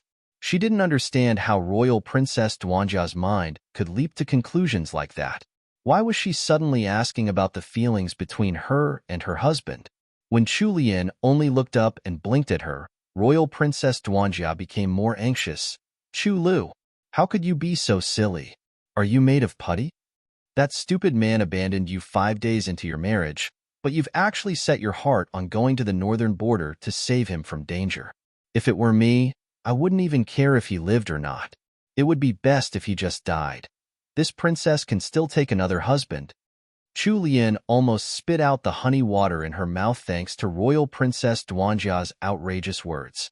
She didn't ignore Royal Princess Duanjia's complaints and replied frankly, "I'm not going to the northern border just for He Sanlang. It's more for the sake of House Jing'an, since I'm the third young madam of House Jing'an first and foremost. As long as House Jing'an is doing well, I'll be able to live my days well, too." It was only when Royal Princess Duanjia heard Chu Lian's reply that she turned quiet. She stopped refuting Chu Lian and remained silent for a moment. Finally, she looked up and met Chu Lian's eyes. "Chu Lu, you have to be careful when you go to the northern border. I'll ask my father to send some guards to protect you." Chu Lian smiled. "Princess, it's not as dangerous as you think. I'm not going to the army camp, so why would anything happen to me? At most, I'll be staying in Liangzhou City for a while." "Oh yes, didn't you say you wanted to eat hot pot some time ago? Why don't we eat hot pot together today since we have the chance? Although saliva had already began to pool in her mouth, Royal Princess Duanjia still rolled her eyes at Chu Lian. She complained, "Chu Lu, you're still thinking about food at this time?" Chu Lian made a sound. "So, Princess doesn't want to eat hot pot? Then I'll tell Xian and the rest to stop preparing it." Just as Chu Lian was about to stand up and do exactly that, Royal Princess Duanjia tugged on her sleeve and said, Chu Lu, since you want to eat hot pot, then this princess will do you a favor and accompany you for a meal." Chu Lian covered her smile and shot a look at Royal Princess Duanjia. As expected, once food was mentioned, Royal Princess Duanjia had been successfully distracted. In an instant, she had already started to ask more questions. How was hot pot made? Could they really put all sorts of food in to cook? Would it still taste good that way? After the meal, Princess Wei grasped Chu Lian's hand and nagged at her for a long time. It wasn't until after 2 p.m. that Princess Wei and Royal Princess Duanjia finally went home in a low-key manner. The situation in the north could change at any moment, so House Jing'an didn't dare to tarry. They quickly set the date for Chu Lian's departure to the north. Very coincidentally, it happened to be the day of Xiao Bojian's appreciation banquet in the Ying estate. TL note, hot pot is one of my fave foods even though I live on an ever-sunny island and I don't actually have to keep warm in winter lol. Amazing spread of hot pot dishes, cool looking and spicy hot pot, my personal fave. Marbled Japanese beef dipped in a simple kelp broth or sukiyaki broth, shabu shabu wagyu beef. Chapter 276, Retribution 1. This chapter has been stolen from Valera novels. Please read from the original source. To travel from the capital to the northern border, most common folk and merchants would choose to use the government-built highway. The highway passed through many important towns and cities, and it was very convenient for doing business or taking a break on the road. However, because Chu Lian and her party were rushing to the northern border, they couldn't take any detours on the road. Furthermore, they were traveling light. Other than the few carriages of cotton clothes and blankets, they didn't have to take any heavy loads into consideration. Thus, after Matriarch He and He Changqi had a discussion with the private soldiers serving their family, they chose a small road that led to Liangzhou. The small road cut straight into the hinterland of the northern border from the outskirts of the capital. There weren't any small villages they could rest in along the way, and there might even be stretches of days where there wouldn't be any water sources nearby. For the most part, they would be traveling through mountain forests, but that meant they would have to have enough supplies or some skilled hunters as part of their entourage. Otherwise, it would be hard to reach the northern border. However, they could save a lot of time traveling on a small road like this as long as they had a good horse under them. It would only take around 10 to 20 days to reach Liangzhou from the capital, and it would cut their travel time by 2/3 as compared to the highway. As the day of her departure grew closer and closer, Chu Lian didn't dare to waste a single second of her time. She continued waking up before the sun was up to practice. She was now extremely familiar with the few moves that Wenqing and Wanlan had taught her for self-defense. She also went over to Great Dr. Miao's to ask for some preventives and also for medicines that could cure the most common wounds. Great Dr. Miao was very generous towards Chu Lian and packed up a bundle for her that included a bottle each of poison antidotes, bug repellent, and even frostbite and burn salves. Chu Lian also passed Manager Qin a list of things and had him prepare everything on the list for her. The day before departure, 2 guards came from Prince Wei's estate, saying that they were sent by Princess Wei to protect Chu Lian's safety on the trip. The guards were a pair of siblings, an older brother and a younger sister. The man was called Li Xing while the woman was called Li Yu. The 2 siblings looked similar, both dressed in a guard's uniform from the prince's estate with their heads lowered respectfully. It was the first time Chu Lian had met them, so she didn't know what their personalities were like. Since Princess Wei had sent them specially for her, Chu Lian couldn't reject them. She told Xian to bring the 2 guards to her room so they could rest. When it was finally the day of departure, Chu Lian had already finished packing all of her luggage. Prince Jin sent a small team of men and horses, about 20 people in all. The leader was a young man called Tang Yin. Tang Yin had already seen Chu Lian before, but this was the first time that Chu Lian had seen him. Tang Yin walked up to Chu Lian. When he saw the things piled up inside the carriage, his jaw almost dropped from shock. He first bowed towards Chu Lian and gave a simple self-introduction before gaping as he asked, Is this all of Honored Lady's luggage? Chu Lian nodded while standing next to the carriage, a calm expression on her face. It is. Is there any problem, Sir Tang? Tang Yin opened his mouth as if wanting to speak. In the end, he couldn't resist giving her a reminder. Actually, Honored Lady, you don't have to bring so many things. Your estate has already informed His Highness that we're going to be using a small road. So this subordinate has already ordered the men to prepare enough food and supplies. We've also brought a doctor and a cook along. Chu Lian looked at him and then tilted her head. Then could Sir Tang tell us how many carriages of goods we're bringing on this trip? At least 9 to 10. Chu Lian nodded. Since that's so, it won't be much to bring along one more carriage. Furthermore, these are just some day-to-day items that I'm used to using. They're just a few items, not worth a mention. Tang Yin didn't know how to reply to this statement. He cast a glance at the full carriage next to her. Wasn't that a small metal pot sticking out from the corner? He sweated and inwardly complained. How is that not worth a mention? She's even brought pots and pans along. This is going to be a harsh journey with very little food. Is she going to cook up some delicacies with that pot? When Chu Lian was about to leave, everyone in the estate except the grounded Madame Zhou and the bedridden Countess Jing'an came out to send her off. For this trip to the north, Chu Lian was going to bring Wenqing and Wanlan with her, as well as manager Qin. The other people in the party were all arranged by Matriarch He. She heard that Matriarch He had also sent 2 secret bodyguards. However, they were to remain hidden and wouldn't appear except when needed. Other than that, there were also the 2 guards that Princess Wei had sent, Li Xing and Li Yu.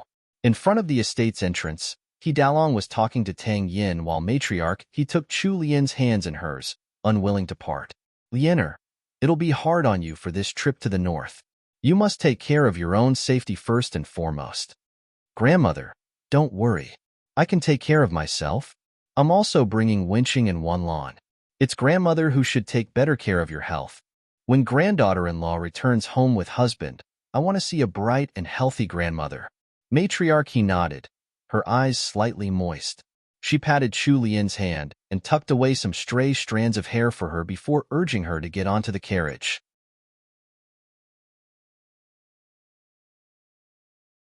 Chapter 277. Retribution 2. This chapter has been stolen from Valera novels. Please read from the original source. Standing off to one side, senior servant Gui's eyes were already red. She had raised Chu Lian and followed her all the way to her husband's household. This was the first time that she was going to be separated from her. If only she had been a few years younger, then she might have followed along with, or without Chu Lian's permission. Chu Lian stepped onto the carriage and turned back to look. When she saw that senior servant Gui had come out with Xiyin to chase after her, she felt the corners of her eyes turn a little wet as well. Chu Lian shouted, Momo, Xiyin, go back.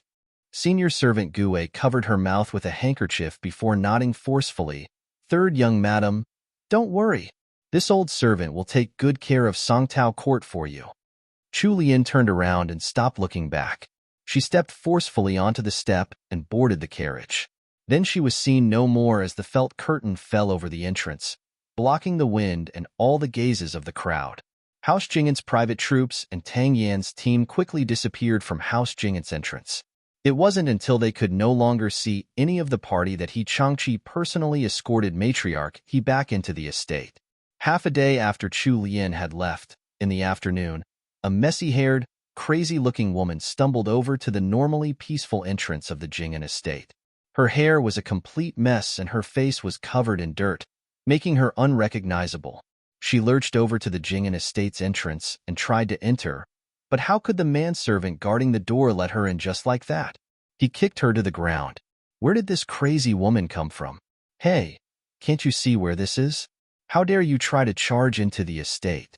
Are you sick of living? The messy-haired woman laid on the floor, groaning in pain. After a moment, she started shouting, Quick! Notify third young madam. I'm third young madam's handmaid. Right, I'm a handmaid who married over with third young madam. Quick, notify third young madam for me.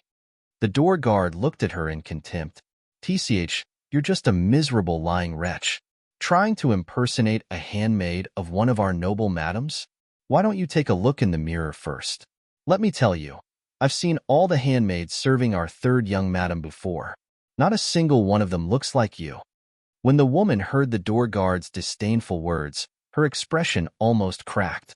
She crawled off the ground and tried to pull at the hem of his clothes. She even brushed aside the messy hair covering her face, revealing her looks. Unfortunately, her face was still covered in dirt. The hand she used to grasp at the manservant was also covered in rotting sores. Look at my face.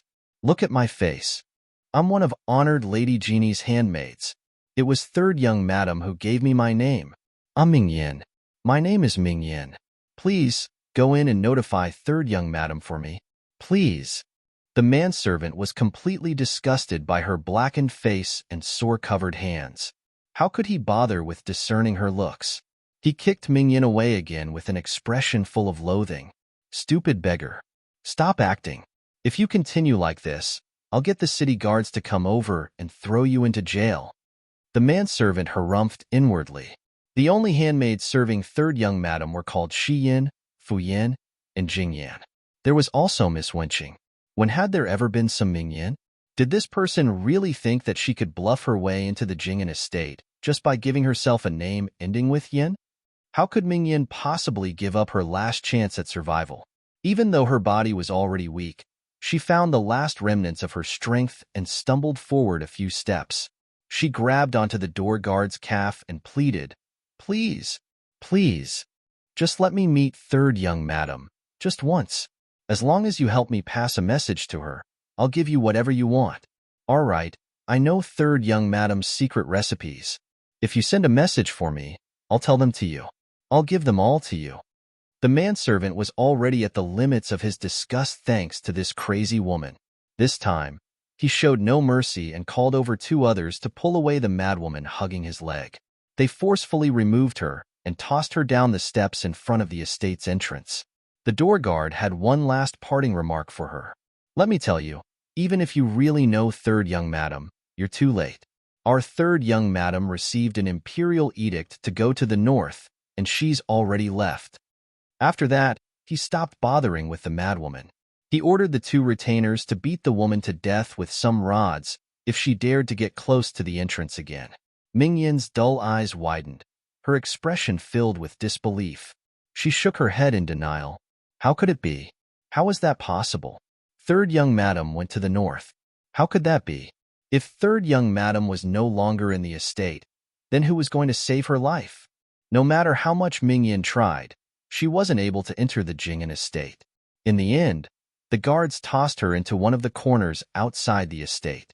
Ming Yin hugged her knees to herself and curled up where she was. The cold invaded her body, stealing away her warmth and making her stiff with frost. In her mind, she couldn't help but think back to the days she had lived with Chu Lian in Songtao Court. Third young madam had been so friendly, and she had never mistreated any of her servants. Although third young master wasn't around, the servants of Songtao Court could always walk around with straight backs. Third young madam had bestowed golden hairpins and rings on her handmaids. Those designs were so pretty. It had been her first time seeing such beautiful jewelry in her life. What a pity that it was all gone. Someone else had taken them from her. Third young madam had never avoided her handmaids when making one of her secret recipes. She would even teach them a little more when she was happy. Once, Ming Yin had made a gamble and asked third young madam for some dessert recipes. Third young madam hadn't gotten mad in the slightest and patiently instructed her. And after the first time she explained it, third young madam had even asked if the steps were clear enough. The secret recipes she had learned from third young madam had become hers. If those people wanted to steal them for themselves, even if her hands rotted away, she wasn't going to reveal third young madam's secret recipes to anyone. As Ming Yin's thoughts ran through her head, she looked up at the high wall of the estate behind her. How she wished that she hadn't been possessed by greed back then. Chapter 278. The Passing of a Woman, 1. This chapter has been stolen from Valera novels. Please read from the original source. That stubborn and loyal Xian had still ended up with a better fate than hers, heh? Mingyan felt like she was immersed in the middle of an ice-covered lake. Although there was still a tiny bit of warmth left in her chest, it felt like a flickering candle flame, slowly shrinking and fading away. She leaned against the cold wall behind her, the memories from the Zhang estate swirling in her mind. Old Duke Zheng's visits to Gillen Restaurant had become more and more frequent. A month after Gillen Restaurant had opened, the old Duke was having all his meals at the restaurant apart from breakfast. Chu Lian had specially reserved a small court in Gillen Restaurant for old Duke Zheng. As long as he went over there at meal times, he didn't need to queue at all, and he would be able to eat any of the dishes in Gillen Restaurant. Ever so slowly, old Duke Zheng started to feel that Mingyan's dishes weren't as appetizing as before.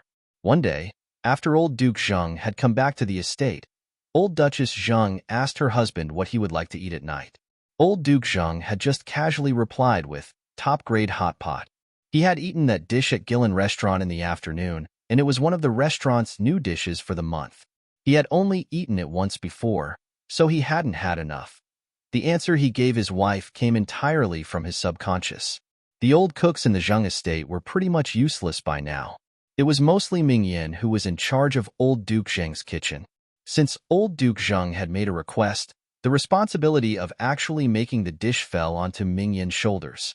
Due to the fact that she would chase everyone out whenever she cooked in the kitchen, the servants in the kitchen were already biased against her. After old Duke Zheng had requested this completely foreign dish, no one was willing to speak up for her. Mingyan was almost dancing on the spot from her anxiety. She didn't know how to make this top-grade hot pot at all. Back then, she had started hating Chu Lian. Why hadn't Chu Lian taught her a few more secret recipes? If she had, then she wouldn't be in this desperate state right now. Of course, she wasn't able to make the top-grade hot pot. Mingyan was summoned by old Duchess Zheng and suffered a harsh scolding. It wasn't until she was kneeling before the old Duchess that Mingyan finally realized she was at the end of her path. Thus, she started thinking up a scheme for her own survival. Heir Zheng would come over to old Duke Zheng's courtyard every morning for breakfast. She used that chance to slip some drugs into his food. However, before Heir Zheng had even touched the drug-laced food, a maidservant had already reported Mingyan's actions to the younger Duchess Zheng. The Zheng estate only had this one heir, so he was absolutely precious to them. Duchess Zheng kept watch over him tightly. When she found out that her son had almost been drugged by a maidservant, she exploded. Thus, Duchess Zheng personally took over the punishment and had Mingyan beaten until she was half dead. After that, she ordered the servants to buy some drugs that could make her hands lame so she would never cook again. There was no shortage of skeletons in the closet behind the tall walls of the inner court. While the matriarchs of noble families were elegant and poised on the outside, their hands were likely stained with the blood of countless people. Duchess Zheng was not a soft-hearted matriarch. Furthermore, Mingyan was just a servant. As favored as she was still just a servant who could cook a little. In the eyes of most masters, she was no different than a dog. While Mingyan was being punished, old Duke Zheng didn't even try to plead for mercy for her. In the end, Mingyan used all her savings to bribe the maidservant guarding the entrance so she could escape from the Zheng estate. The first person she had thought to seek help from was Chu Lian. Unfortunately, she was never going to be able to meet her again. As the last vestiges of warmth faded from Mingyan's heart, the soft glow of the afternoon sun shone upon her head. The next day, Xian led a few maidservants out from the side entrance on an errand to Gillen Restaurant. The moment she stepped out, she noticed the broken body lying in a corner outside the estate. The menial servant guarding the door noticed Xian's frown and quickly tried smiling in a placating manner. "Miss Xian, that's just a lunatic. She kept fussing and trying to enter the estate yesterday, claiming that she's one of third young madam's handmaids. In the end, the guards at the entrance beat her up and threw her out. She crawled into that corner herself. Maybe she's already lost the little bit of life left in her." Handmaid? A bad premonition surfaced in Xian's heart. She quickly ordered for 2 manservants to come. By the time they checked the body, the woman was no longer breathing. When the manservant pulled aside the messy hair covering the woman's face, Xian sucked in a gasp of cold air. It really was Mingyan. Standing before a sister who had served together with her in the past, Xian's heart was filled with mixed emotions. She stood in silence for a long moment until the manservant next to her carefully asked, "Miss Xian, what should we do?" Xian took in a deep breath and suppressed the burgeoning emotions threatening to burst out of her. She took out a silver ingot from her sleeve and passed it to the manservant. "Buy a coffin and bury her."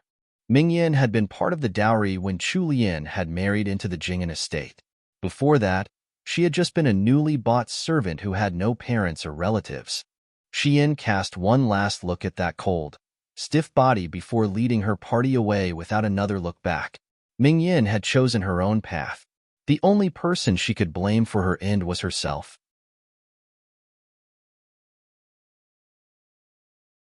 Chapter 279, The Passing of a Woman, 2. This chapter has been stolen from Valera novels. Please read from the original source. On the day that Chu Lian had departed for the north, the Ing estate was bustling with noise and excitement.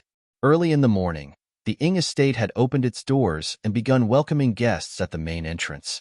Even the manservants and retainers guarding the doors were all wearing new uniforms. By holding his appreciation banquet at the Ing estate, Xiao Bojian had lifted the declining housing into a position of fame once more. Housing had never been so lively, even during weddings.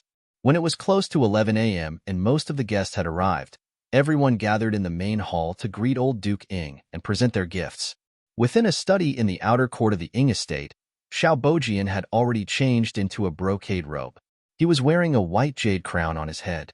There was no trace of his usual gloom in his narrow, slanted eyes.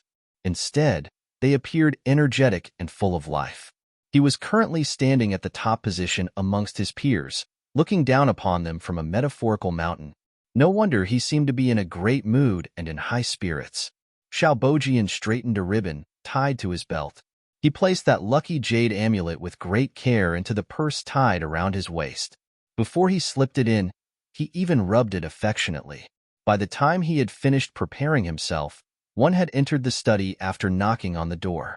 One stood right next to him with his head lowered, silent and not daring to meet his eyes. In his happiness, Xiao Bojian didn't notice one's mood and immediately asked, "Has she come?" One stiffened.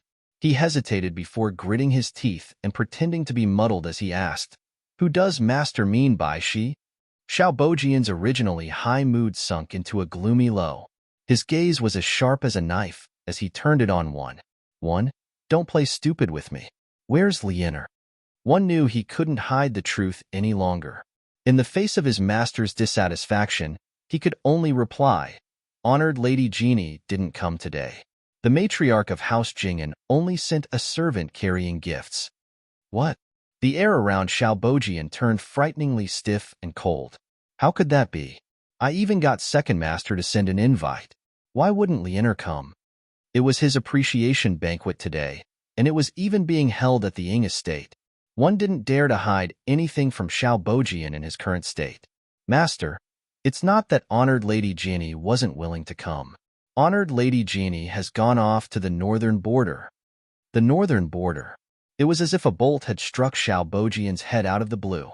Right after getting the top rank out of all the scholars this year, the emperor had summoned him for a meeting. Following that, he had to attend a banquet held in celebration of the top few scholars, and that involved socializing with the others. He hadn't been able to pay attention to Chu Lian's activities for the past few days. Who could have known that she had gone off to the north while he was still waiting to meet her again? Xiao Bojian knew that war had broken out in the northern border. However, he had just been recognized as one of the literati. He couldn't interfere with politics yet. After getting an official post, he still had to stay in the Imperial Academy and continue studying. These weren't things within his control. Actually, he had even been a little happy over the news of the war in the north. He Changdi was in the north. If the war didn't go well, and He Changdi just dropped dead, then no one would fight him for Lianer. He completely hadn't expected Chu Lian to go to the north herself. She would rather risk her life to search for a heartless husband than come and see a lover completely besotted with her. Xiao Bojian's earlier good mood had dissipated by now. His hands curled into fists. "Tell me, when did Lianer leave?"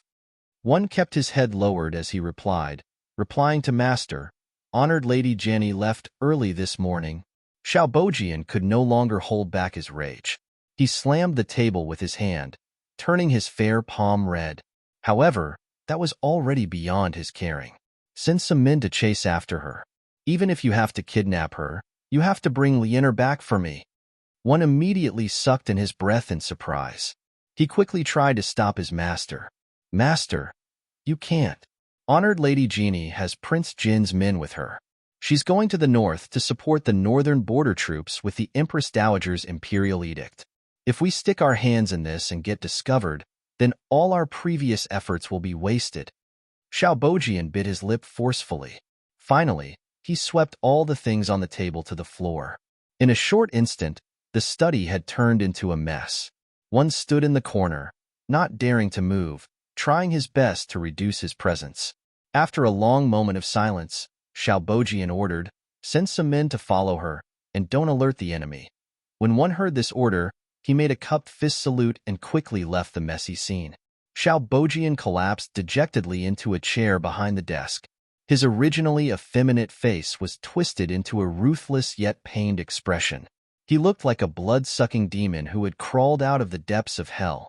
A voice was screaming in his heart, "Lianer, how could you abandon me and choose him instead?" Were all those feelings that they had shared just lies? When he thought of how Chu Lian would be reunited with He Changdi like a pair of lovebirds in the north, the pain in Xiao Bojian's heart was indescribable. One of his hands was still tightly curled around the purse containing the lucky jade amulet. He swore secretly in his heart that one day, he would make Chu Lian regret her choice and beg for the chance to return to his side. If Chu Lian were to find out what Xiao Bojian was thinking right now, she would surely roll her eyes and lament at how the men around her were all crazy lunatics. The team headed to the north traveled as quickly as they could, in order to reach the northern border at the earliest possible moment to find out as much as they could about the situation. This time, the commander of the private soldiers who had come along with Chu Lian was an old subordinate of old Count Jingen. He was over 40 years old now and skilled in martial arts. When he was younger, he had trained in the army for over 20 years. It was only after old Count Jingen's death on the battlefields that he had finally returned to the capital to become one of House Jingen's private soldiers. This old subordinate was called Imo Changgue.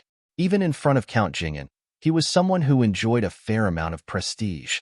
For this mission, he would be the one to take over the command at critical moments. House Jingen's private soldiers didn't normally live in the Jingen estate. They would take shifts to guard the estate, but most of them lived in a village on the outskirts of the capital. Chapter 280, Rabbit Hot Pot 1. This chapter has been stolen from Valera novels. Please read from the original source. This time, there were 15 private soldiers accompanying Chu Lian to the northern border. Adding the estate guards and retainers raised the total count to more than 30. Imo Chungue was an old soldier. The imposing aura around him from his years on the battlefield made him hard to approach.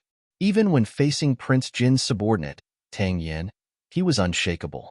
Coupled with the deep scar that cut across the left side of his face, he felt cold, terrifying, and unapproachable to the others.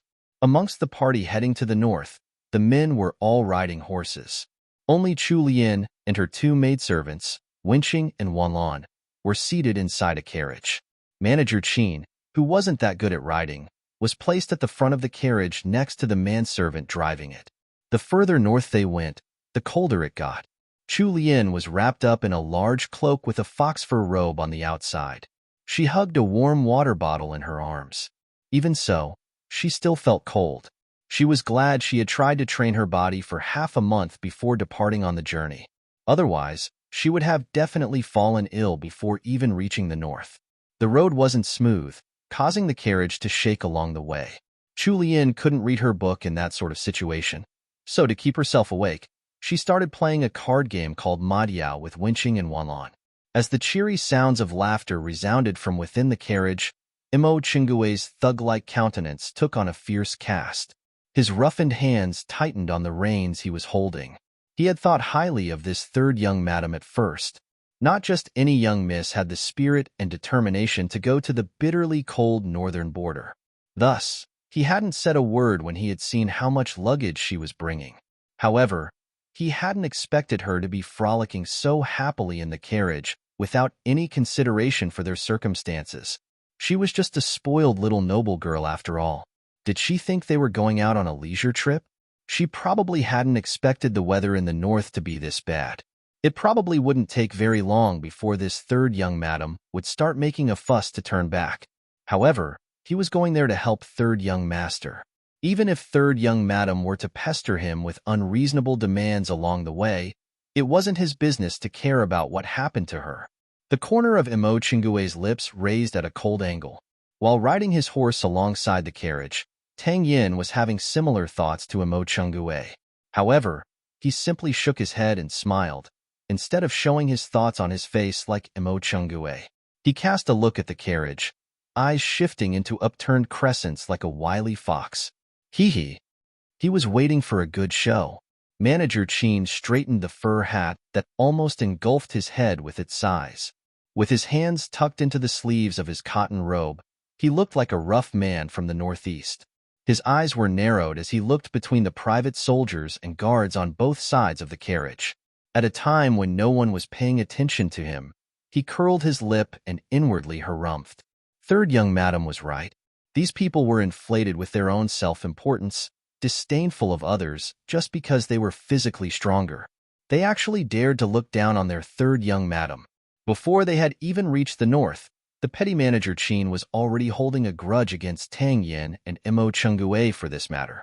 Their party had been on the road for a day. Seeing that the sky was turning dark and it would be dangerous to continue traveling since they were currently in a mountain forest, Imo Chingue and Tang Yin decided to rest a night in the forest after some discussion. The party stopped and Tang Yin ordered some men to start up a fire and cook the evening meal. Imo Chingue started assigning guard duty for the night to the old soldiers and guards. Chu Lian was helped off the carriage by winching. The moment she stepped on the ground, she noticed that Manager Qin and the two Li siblings had already put up her tent for the night. Li Xing and Li Yu seemed to have undergone some special training and were especially good at taking care of her needs while roughing it outside. Even Tang Yin and Imo Chingue couldn't compare to them when it came to building a comfortable sleeping space in the woods. Chu Lian was really starting to like this pair of siblings. After winching brought her to sit on a thick fur carpet outside the tent, Chu Lian started ordering her servants around. Chu Lian wasn't someone who would let herself suffer. Although they were roughing it out in the wild, she was never going to make a shabby meal as long as it was within her limits to do better. Hunger breeds discontent. After all, they would only have the strength to carry on if they ate well. Wanlan stoked up the fire and took out a bronze stove to boil some water. Meanwhile, Chu Lian instructed Winching to retrieve a specially made bronze pot from the carriage, which had a little opening in the center to allow room for smoke to rise up. Following that, she grabbed a few different types of dried vegetables from an indigo bag and tossed them into the hot water to soak. Chu Lian personally seasoned the broth with the set of spice containers she had made sure to bring along. She also instructed Li Xing to bring some private soldiers with him to hunt in the nearby forest. Once Chu Lian was finished with her side of the preparations, Li Xing had returned with 3 fat rabbits. Li Yu took the live rabbits and went over to the nearby brook to take care of them. In just an hour, Chu Lian's rabbit hot pot was completed. Li Xing was skilled with his knife. He cut the lean rabbit meat into thin slices. When it was time to eat, they just had to swish the slices around for a few moments in the fragrant, boiling broth before it was cooked. The broth was slightly spicy, so their bodies warmed up as they ate. Although the dried vegetables weren't as tasty as fresh ones, they were like a heavenly blessing in this cold winter season when it was usually impossible to get any vegetables at all. Winching used the campfire to cook a small pot of rice to pair with the rabbit hot pot.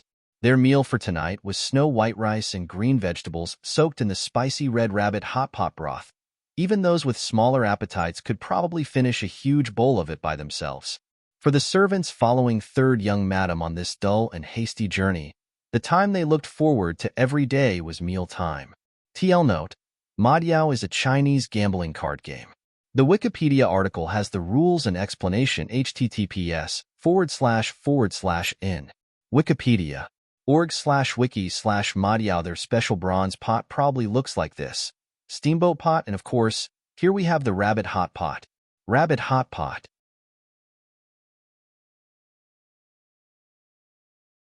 Chapter 281. Rabbit Hot Pot 2. This chapter has been stolen from Valera novels. Please read from the original source. Chu Lian was protective and generous towards her own people. Whatever she ate each day was exactly what Wenqing and Wanlan could eat each day. Thus, Chu Lian, Wenqing, Wanlan, Manager Qin, Li Xing, and Li Yu would prepare their own meal together every night. As for the rest, House Jing'an's private soldiers were grouped together under Imo Chengui's lead while Tang Yin and Prince Jin's guards shared their meal. The rabbits that Li Xing had hunted today were big and fat, so Chu Lian told Wenqing to take some to Imo Chenggui and Tang Yin.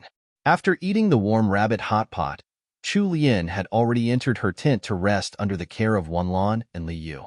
Wenqing reached Imo Chenggui and Tang Yan's tent with a box of food in hand. When she entered the tent, she saw that Imo Chenggui and Tang Yin seemed to be in the middle of discussing something. The two men stopped talking after she entered, and they seemed to be in equally bad moods. It was clear that their discussion wasn't going well. However, that wasn't any of Wenqing's business. She bobbed in greeting to them before saying, "Third young madam has specially sent this servant with some food after seeing how sirs have worked so hard all day." Imo Chenggui cast a disdainful glance at Wanlan, without bothering to reply her. Contempt filled his heart.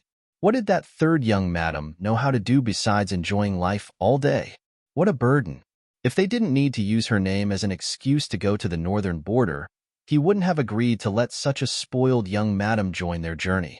Tang Yin was more smooth and slick. When he saw that Imo Chenggui had simply remained silent with a dark expression and that the air was turning awkward, he quickly spoke up. "Miss Wenqing, please put down the food here. It's getting late, so please thank honored lady for us when you return." Wenqing wasn't stupid. She could see how dissatisfied Imo Chenggui and Tang Yin were towards her master. Thus, she dropped all sense of decorum towards them and set the food down. Without another word, Wenqing turned to leave the tent as if she couldn't bear to stay in their presence for even a second more. After Wenqing disappeared from their sight, Imo Chenggui harumphed. "This subordinate is too lowly to enjoy the rewards that third young madam has bestowed. Brother Tang, this lowly one will leave it to you." After saying so, he tossed his sleeves and left. Tang Yin watched Imo Chengui's tall, burly back disappear before shifting his gaze to the box of food that Wenqing had left behind. Although he didn't show it on his face, his heart was filled with unhappiness. How could honored Lady Jinny only be thinking of food at a time like this? He coughed to clear his painfully dry throat and shook his head. She was still too young after all. She had probably saved Prince Jean and Royal Princess Duanjia out of luck back then in Defeng Tea House. Tang Yin waved his hand towards the two guards standing behind him and said, "I'll leave honored lady's rewards to you guys. Don't waste it." The two guards had similar expressions of excitement and happiness as their eyes widened. They almost failed to hold back their drool. They had just switched shifts with the guards in the tent. Previously, they had been standing not too far from where honored lady was cooking. When the wind had blown past, it had carried an absolutely delicious smell along with it. The guards were well accustomed to eating dry wheat pancakes while out on duty, but after smelling that aroma, the dried rations in their hands seemed hard to swallow compared to that rabbit meat. However, the guards were very disciplined. There was a huge difference in status between them and honored Lady Jeannie, so they would never dare to try and ask for food from her. Thus, their only option was to bear with the tantalizing scent of the hot pot and stuff their dry rations into their mouths, forcing it down even as they almost choked on it. But now, Sir Tang was actually bestowing honored ladies' food upon them. Who could have expected such a miraculous gift would fall right into their laps? The two guards immediately shouted their thanks and started discussing whether they should eat it in Sir Tang's tent, so that they wouldn't get robbed of their delicious food by the pack of hungry ghosts outside. One of the guards turned to Tang Yin with a bright smile. "Sir, we're on duty now, so it's not convenient for us to leave the tent. Sir, please grant us permission to eat here." Tang Yin glared at the two guards. "Don't think that I can't tell what you're trying to do. Fine, just eat here then. Send the box back to honored lady when you're done. Remember, don't let her know that you gluttons were the ones who ate it." Yes, yes, yes. Many thanks to sir for granting us this boon. The two men immediately took the box of food and set it on a short table in the corner.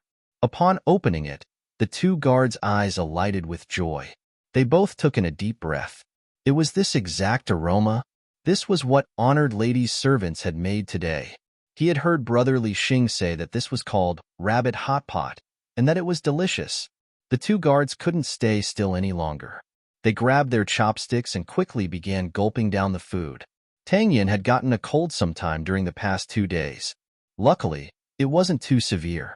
He just lost his sense of taste and had his nose blocked some of the time. Due to his sickness, he hadn't had much appetite recently. He would just drink a bowl or two of gruel to fill up his stomach. However, as the spicy, fragrant smell of rabbit hot pot filled the tent and invaded his nostrils, Tang Yan's nose twitched. He turned towards that smell and sniffed the air again before realizing that it was coming from the table where the two guards were eating. When he looked at how the two guards had practically buried their faces into their bowls, Tang Yin couldn't resist gulping. What kind of dish was that? It was a deep red, and some sort of heavenly smell was drifting up from it. It looked really tasty. TL note, a quick shout-out for Thelt, winner of Miss Valari 2018. If you're looking for stories to read while waiting for more TMR, try reading her novel Split Zone 13. SZ13 is a paranormal adventure set in the modern world, where comatose patients arrive in the mysterious Split Zone 13 with special powers. Follow Li Shun, who has to battle her missing memories and multiple identity disorder as she tries to escape from her coma and save all she holds dear. There are over 80 chapters out now, and Thalt posts 5 chapters every week.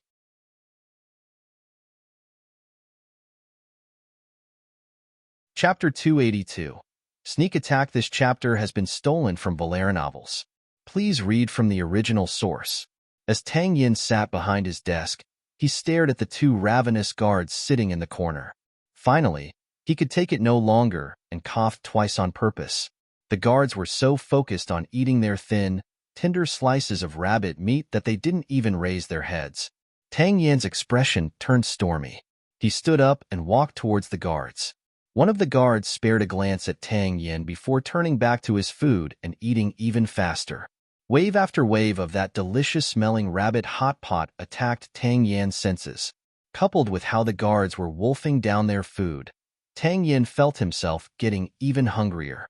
When he saw that there wasn't much left in the bowl, Tang Yin quickly said, "How is the taste of honored lady's food?" The two guards hurriedly nodded. In their rush to eat, they couldn't even speak. They simply gave 2 thumbs up. Tang Yin hadn't expected these two guys to be so thick. They couldn't understand what he was getting at all. "How tasty is it?" One of the guards replied around a mouthful of meat. "Sir, you follow His Highness Prince Jean every day, so you must eat good food really often. You can't possibly be trying to fight with us for this hot pot, right? You just bestowed this to us too." Tang Yin didn't know how to reply to that. His face flushed red and he harumphed. Then, he began to scold them. "All you know how to do is eat. What a bunch of gluttons. Hurry up and eat faster. Can't you tell that the whole tent smells like rabbit hot pot now?" Actually, Tang Yan's reminder was completely unnecessary. In less than 15 minutes, the whole bowl of steaming rabbit hot pot had disappeared down the gullets of the two guards. There wasn't even a single drop of soup left. Tang Yin wanted to kick both of them out of his tent in rage. After Wenqing returned from sinning the rabbit hot pot, she reported Mo Chenggue and Tang Yan's reactions to Chu Lian. Chu Lian simply smiled and entered her tent to rest for the night. The next day, the party set off early in the morning. By this time, they had already covered more than half of the distance to Liangzhou. In the afternoon, the party was just preparing to set off again after a break when Tang Yin received some news about the northern border. The report said that something unexpected had happened in the northern border troops, and there was a fierce battle going on outside Liangzhou City. Before Chu Lian could react, Mo Chenggue had already started getting antsy. They were already traveling at the fastest speed they could manage, since they were using a small road and not the well-maintained highway. However, since there was a female guest amongst their party and they were also towing those cotton clothes, blankets, and other goods along with them, they couldn't travel at a faster pace. Imo Chungue immediately called for a meeting with Chu Lian and Tang Yin. He spoke bluntly and said that he was going to take House Jingan's private soldiers with him and head for the northern border first. Imo Chungue was an old servant of House Jingan and was already biased against Chu Lian. He also looked down upon Tang Yin as a subordinate of Prince Jin. Even though he was supposedly having a discussion with Chu Lian and Tang Yin first before making the decision to leave, he was actually just informing them of his actions. Later in the afternoon, Imo Chungue led House Jingan's soldiers and left. He even took along the secret bodyguards that matriarch he had sent to protect Chu Lian's safety. Thus, the size of the party was halved instantly. After another day had passed, the party finally passed by a small town and rested there for a night. However, when it was time to depart the next morning, Chu Lian was told that Tang Yin was having a high fever. She was speechless. Even though the weather had been terrible this whole time, she hadn't suffered even the slightest sniffle. Conversely, it was Tang Yin who had fallen sick from the bitter cold. When it rained, it poured. Although Tang Yin didn't practice martial arts, he wasn't a weakling by any means. However, as young as he was, he had never experienced such a harsh winter before, and he was bedridden by illness. Tang Yin's high fever refused to break. His condition was getting worse, and he couldn't even ride a horse, let alone the carriage. The party could only stay in the small town for another day. However, when it came to the following day, Tang Yin's condition hadn't improved at all. Chu Lian was starting to get impatient even as she worried over Tang Yin. A day or two's worth of delay was still acceptable. They could still make it in time if they rushed a little more on the last leg of the journey. However, on the third day, Tang Yin's sickness still hadn't improved. Without waiting for Chu Lian to speak, Tang Yin asked Chu Lian to make a move first. They left half of Prince Jin's men to take care of Tang Yin while Chu Lian and her group left first for the northern border. They couldn't bring much with them considering their smaller numbers, so they left most of the material goods with Tang Yin's group to bring along later. On the afternoon of the third day, Chu Lian led her party and left the small town. By now, they were only 3 days away from Liangzhou. Chu Lian took special care on the way. Finally, there was just a day left before they would finally reach the northern border. Just as the sky turned dark, Manager Qin ordered the carriages to stop. They found a dry clearing to rest for the night. After days of peaceful journey and Liangzhou nearly in their sights, they assumed their caution had paid off and they could reach the city without trouble. Who could have predicted they would get ambushed in the middle of their last night? Wenqing was the first to discover the attack with her sharp senses. Chu Lian was shaken awake by Wanlan. After getting informed of the situation, Chu Lian quickly pulled on her clothes and grabbed the keen dagger hidden under her pillow, hiding it in her sleeve. Despite the cutting, cold wind outside, Wenqing rushed into the tent carrying her sword, dressed only in her sleep clothes. Even though Chu Lian couldn't see Wenqing's expression in the dark, she could hear the worry and anxiety in her voice. "Third young madam, someone's attacking us and their numbers are too much. We're not their match. You have to leave first, quickly." Then she turned to the stiff Wanlan and shouted, "Wanlan, what are you doing freezing up now? Hurry up, take third young madam with you and run. The horses are tied to the third elm tree next to this tent. Get third young madam on a horse and escape from here." Wanlan came to her senses after getting shouted at by Wenqing. She immediately pulled Chu Lian by the wrist and led her out of the tent. Once they left the tent, Chu Lian could hear the sounds of fighting as well as shouts in a language she couldn't understand. Under the flickering torchlight, she could see that their attackers were dressed in furs with their hair tied up in long, thin braids. Chu Lian's eyes narrowed. These people were barbarians. With broadswords in their hands and as equally ferocious actions as their appearances, they clearly stood out among the guards in Chu Lian's party.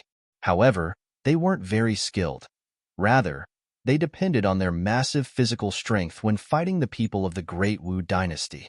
One of the guards didn't dodge in time, and Chu Lian watched with her own 2 eyes as his arm was lopped clean off. The guard collapsed on the ground and groaned in pain. The sounds of battle roared around them. Although Chu Lian couldn't bear to leave, her measly self-defense skills weren't enough to fend off the strong barbarians. As much as she wanted to stay and help fight off their enemy, she knew what her strengths were, and that certainly didn't include army formations or combat of any kind. Staying here would just be burdening them. Thus, Chu Lien bit her lip and followed Wanlan blindly, running after the tug on her arm. As their breaths shortened and their footsteps became heavier, they finally found the place where the horses were tied, as Winching had described. Wanlan was in the middle of untying the reins when they heard the sounds of conversation close by. Chu Lien turned in their direction. The voices of the three men running towards them sounded strange, and their footsteps sounded even stranger. TL note, while the translation for the term is broadsword, these Chinese broadswords aren't the same as the medieval English type of broadsword. They're a general term for curved swords and look like this, broadsword.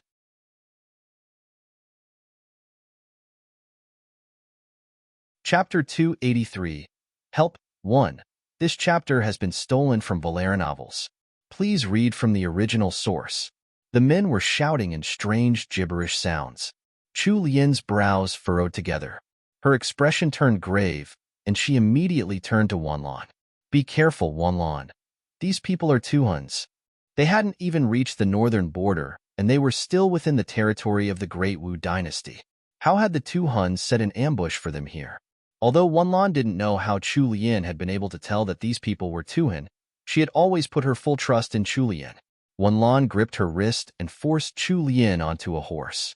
As she held onto the reins, Wanlan looked up at Chu Lien and said, "Third young madam, run away first. This servant will hold them back." After saying so, without waiting for Chu Lien to speak, she slapped the horse on the rump. The red chestnut horse reared up in fright and let loose a cry before taking off. Chu Lien snatched the reins and held on for dear life. She crawled forward as far as she could on the horse's back and grabbed onto its neck. With the howling of the wind in her ears, Chu Lien could hear the sounds of battle getting further and further away. After a moment, she could hear hoofbeats replace them. Chu Lien hugged the horse's neck as tightly as she could. The cold wind cut against her face. She could really do no more than inwardly wail. Wanlan had been too concerned with protecting her that she had forgotten to ask if her master even knew how to ride a horse. This was just great. Even if she somehow evaded capture by the Tuhuns, she was going to be half dead from falling off a horse. As the horse charged out of the forest, the hanging branches of the trees forced Chu Lien into a sorry state. Before she could relax and try to control her steed, the sounds of hoofbeats from behind her increased in pace, as if someone had come chasing after her. Chu Lien's nerves were at an all-time high. She tried her best to hold onto the horse's neck with the reins in her grip. It took a little maneuvering, but she managed to balance herself properly before turning around to take a glance behind her. Chu Lien gasped, inhaling a mouthful of cold air. Those two Tuhuns had come after her. When she had glanced back, the Tuhuns were actually not more than 20 meters away from her. A chill snuck down her spine. Chu Lien knew that she wouldn't meet a good end in the hands of the Tuhun. Even if she managed to survive in the Tuhuns' grasp and return to the Great Wu dynasty alive, her reputation would be ruined. Even though the Great Wu dynasty was more open-minded, they were still a feudal society, and females were on the losing end. Furthermore, going by how crazy He Sanlang was towards her even when her reputation was just fine, if she ended up getting kidnapped, he would probably write a divorce contract on the spot. Chu Lien forced herself to calm down and stop thinking of anything irrelevant to her situation. She gritted her teeth and plucked a hairpin from her head before stabbing the horse's rump viciously. The horse had already started slowing down. After getting stabbed, it went crazy and started sprinting forward again. Chu Lien couldn't care about anything else any longer. The only thing she could do was hug the horse's neck in a death grip and do her best to stay on its back as she was jolted around. The winter winds beat against her face like an endless wave of ice shards. The Tuhuns behind her seemed to be angered by her move. They shouted in gibberish she couldn't understand, but their tone clearly meant to scold. Even though Chu Lien couldn't understand, she didn't dare to look back again and clung to the horse. After the chasing Tuhuns realized that screaming angrily at her was useless, one of the Tuhuns spoke again and pulled out the bow he carried on his back. He drew out a sharp arrow from his quiver and notched it to his bow. Then, he pulled back the string so far back that the bow took the shape of the full moon, such a deep angle that it was nearly circular. Then, the Tuhun shut one eye and began to take aim at Chu Lien's back. Meanwhile, Li Xing and Li Yu were battling against the attacking barbarians with some other guards in their party. Although the barbarians didn't know martial arts, they had strength that the Great Wu people did not. Even though Li Xing and Li Yu were skilled at martial arts, they still couldn't hold back the combined attacks of so many strong barbarians at once. Soon, Li Xing blocked a blow for his sister and sustained a heavy injury. The barbarians were divided into two groups. One group was in charge of besieging the men that Chu Lian had brought along, while the other group was stealing away the party's supplies and luggage. The luggage from the carriage was all shifted onto horseback. Wenqing was tripped by a middle-aged barbarian. Just as that thick sword was about to land on her chest, Wenqing shut her eyes in fright. It didn't matter that she had been trained in martial arts since a young age. She still flinched back. And yet, even as she was scared beyond belief, Wenqing was still worried for her third young madam. She could only pray to the gods for third young madam's safety. Wenqing had thought that this would be the end of her life. However, the clash of metal on metal rang out in front of her, and the broadsword that should have slashed through her chest didn't. The tip of the sword lost its original course and instead plunged into the tree behind her. Before Wenqing could recover from her brush with death, she heard an icy yet familiar voice say, "Where's your third young madam?" Wenqing abruptly opened her eyes and looked up, only to see a slender man dressed in black armor standing before her, with a huge beard. Wenqing's eyes almost popped out. Trembling with uncertainty, she said, Third young master?" He Changdi's expression was stormy as he shot a cold glare at Wenqing. "I asked you, where's Chu Lian?"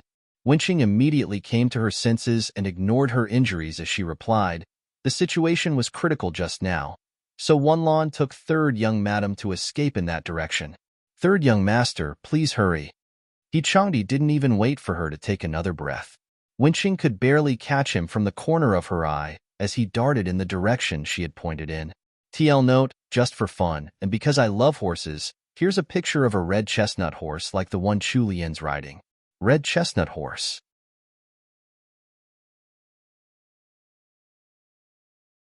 Chapter 284. Help 2. This chapter has been stolen from Valera novels. Please read from the original source. With the help of the men that He Changdi had brought, the daring barbarian attackers were quickly captured. It was only when the grave-looking Imo Chungue had come over to ask Wenqing about the situation that he found out He Changdi had chased after Chu Lian alone. Imo Chungue quickly gathered a group of men to chase in the direction that He Sanling had gone. By the time he realized that he was already on horseback and racing away, He Changdi wasn't sure what he was thinking. He was in disbelief with himself. He clearly hated that woman since she had caused his terrible fate in his past life. Now that he had reincarnated, he should be skinning her alive and torturing her for revenge. When had his feelings towards her started to change? As the cold winds howled in his ears, He Changdi's heart was a mess. He had just realized that he couldn't put a name to his feelings towards Chu Lian in this life. However, one thing was clear. At this extremely critical juncture, he didn't want anything to happen to her, at least not now. When He Changdi came across the gravely injured Wanlan with a dead Tuhan next to her, his expression turned even gloomier. He asked Wanlan about Chu Lian's whereabouts. He only had enough time to throw a bottle of wound salve to Wanlan before racing off again. The Tuhuns. He Changdi's eyes turned into black holes of loathing. He gritted his teeth, feeling the urge to tear apart every single Tuhun he could find. He harumphed in his heart. Hadn't that wicked woman been full of tricks in his past life? She would get things done by hook or by crook, and her thoughts had been so orderly and refined. In his past life, she had driven him to such a terrible fate. How had she turned into such a weakling in this life? She was actually getting chased to death by the Tuhuns. Useless. While He Changdi was complaining inwardly, it was only a deeply buried and undiscovered part of his psyche that realized his complaints were meant to reassure himself. It was as if remembering how wily and vicious Chu Lian was would mean that she would turn out perfectly fine while being chased by those Tuhuns. Weren't troublemakers supposed to have an extensive lifespan? What was getting chased by two measly Tuhuns in the grand scheme of things? She was definitely going to be all right. He Changdi gripped his reins even tighter and whipped his horse forward. Even though He Sanlang normally loved horses, in the current circumstances, he couldn't care about his own precious steed. He followed the hoofprints left by the two Huns and finally caught sight of them ahead. As he chased from behind, He Changdi saw that there was a red chestnut horse galloping wildly in front of them. A small figure was sprawled over its back. The worries in his heart lifted the moment his eyes finally landed on Chu Lian. As expected, this wicked woman was a scourge on the earth. How could something happen to her so easily? However, his heart jumped back into his throat as he watched one of the two Huns aim his bow at Chu Lian's back. He Changdi's pupil shrank as his arms moved faster than his thoughts. He took up his red-tasseled spear and threw it like a javelin. In the next instant, he could hear a Tuhin scream. He Changdi watched as the arms carrying the bow lost their strength, the bow dropping to the Tuhin's side, the arrow falling over the horse's side to somewhere on the ground, lost for good. For some reason, when He Sanlang thought of how that sharp arrow could have pierced Chu Lian's slender back and draw her crimson blood, his calm facade threatened to break into pieces. The injured Tuhin clung to his horse with the red-tasseled spear lodged into his right shoulder. The tip of the spear had gone right through, poking out from his front and dyeing the fur there red. However, other than the initial cry of pain, the injured Tuhin was now silent. Even though his face was deathly pale and covered in cold sweat, he didn't make another sound. He simply laid on his horse's back, keeping tense as he turned a hate-filled gaze onto He Changdi, who had come up behind him in pursuit. He Sanlang's brows drew together. Judging by his abnormal endurance, this Tuhin probably wasn't a normal soldier. With this discovery, He Changdi didn't dare to be careless. He drew the sword at his waist and charged forward. The Tuhin clearly didn't dare to underestimate He Changdi. Going by the armor he was wearing, the Tuhin had more or less guessed that he was one of the Great Wu's high-ranking military officers. The other Tuhin also drew his longbow and shot at He Changdi. Horsemanship and archery were the two Huns' forte. Their warriors were all expert marksmen who could shoot a target with perfect accuracy. The Tuhin fired off 7 or 8 shots. As skilled as He Changdi was, and despite his harsh training in this lifetime, as well as his daily training in the army, he couldn't dodge all the shots at such close range. Clinking sounds marked the number of times the longsword clashed with the arrows in midair. Although not a single one of the arrows injured He Changdi gravely, his sword couldn't quite block all of them and he couldn't avoid getting a small scratch. The two Huns hadn't expected He Changdi to be so hard to deal with. When they saw that He Changdi was getting closer and closer, the two of them exchanged glances and abandoned their chase to split up and flee. How could He Changdi let them off so easily? With a quick tug of the reins, he started chasing after the Tuhin who had shot at him. The horse He Changdi was riding was fast. He caught up to that Tuhin in no time. He swung his long sword once, twice, and that barbarian rolled off his horse, already dead, without any time to shout. When he turned around to chase the Tuhin who had been pierced by his red-tasseled spear, He Changdi suddenly heard Chu Lian's shrill scream. TL note, your bit of gory trivia for the day. Those red tassels on He Sanlang's spear aren't just for decoration. They're meant to soak up the enemy's blood so that it doesn't run down the spear and make the spear slippery pouting face, and here are some pictures to illustrate the battle for you. He Sanlang with his spear, imagined.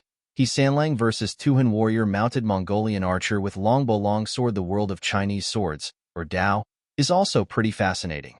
You can read up on the history of the Dao and their types on the Wikipedia article https://n wikipedia.org/wiki/Dao_sword.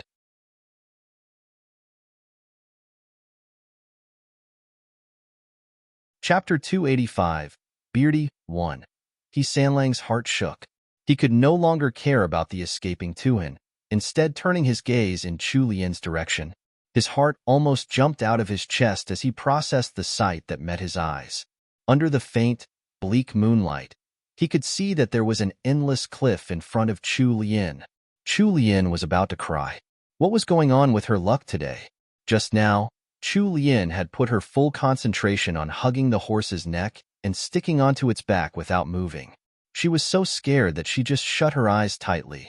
When she actually heard some fighting and screams behind her, she wanted to open her eyes and turn around to look, but she wasn't able to. Even though she knew that help had come, the horse under her was still locked in its mindless craze. It charged towards the chasm in front without pause. Perhaps due to the stab she had given it earlier, the horse wasn't listening to any commands now. When she saw that the chasm was just mere meters ahead of her by now, Chu Lian chose to scream as loud as she could, hoping that the rescuer behind her who had stopped the two Huns would find her and help her stop the horse.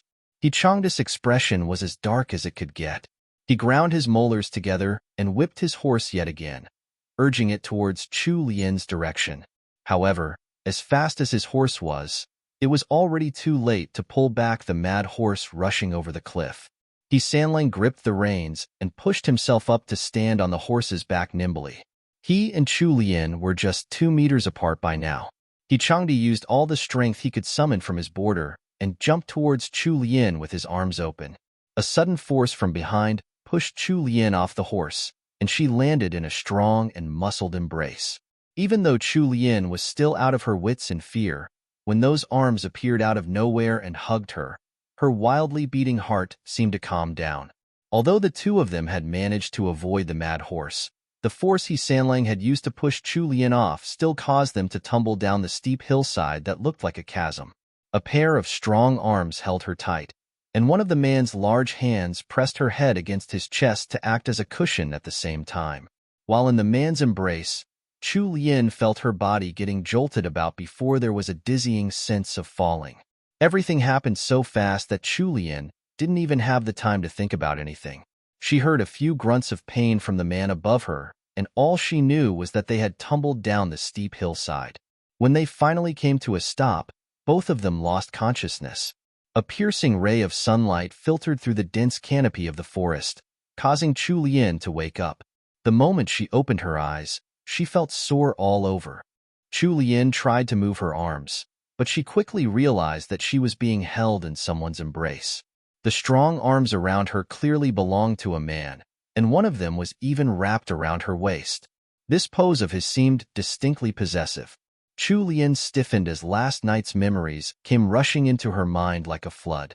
The ambush, the pursuit, the two Huns, and finally, her rescue. She shifted her body, causing her to bare her teeth in reaction.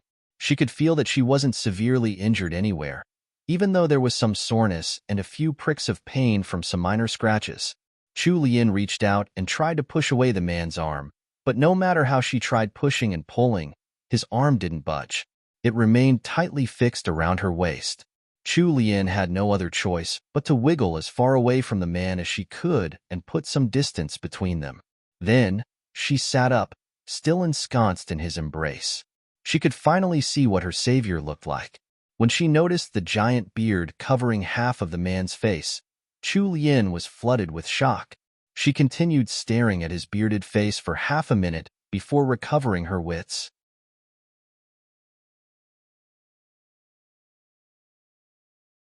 Chapter 286, Beardy 2. The bearded man's appearance was just too shocking for her. When she thought back to the events of last night and looked at the man's hands, even though his fingers were thick and rough, the back of his hand was smooth and his fingers were long. Someone with skin like that should be a young man. Why did he look like a rough and unshaven old brute? The people of the Great Wu dynasty loved beauty, so even the men cared for their outer appearance. Chu Lian's own father, Chu Qijing, was completely clean-shaven despite his age. The young man by her side, on the other hand, didn't look older than 30, yet he touted such a thick beard around. What was up with that? Chu Lian was only stunned for a moment. She quickly realized there was something wrong with the man beside her. Her heart thumped and she reached out to touch the man's forehead. It was burning hot. She turned her attention to his thin lips and realized that they didn't have the distinct pink of health. Instead, his lips had lost all color and were peeling. By this time, Chu Lian couldn't care about the reservation between men and women in this dynasty. How could she place those fusty customs above the life of her own savior? Chu Lian started checking if the man had any wounds on his body, her brows tightly furrowed as she worked. The man's armor was still fine, so other than any internal injuries she couldn't check for, then there was only a single wound she had to attend to, a cut on the side of his neck that was also turning pale. Chu Lian did have some sort of knowledge in dressing wounds in the wild. She knew that she couldn't leave him just like that. The brows of the unconscious man were drawn together. Judging from his terrible expression, he seemed to be in a large amount of pain. Chu Lian took a deep breath and pushed harder at the arm, encircling her waist before finally escaping from the man's embrace. She checked over the supplies she carried with her and heaved a sigh of relief. Luckily, the things she had on her hadn't been lost in the fall down the hill. Chu Lian untied a small gourd from her waist.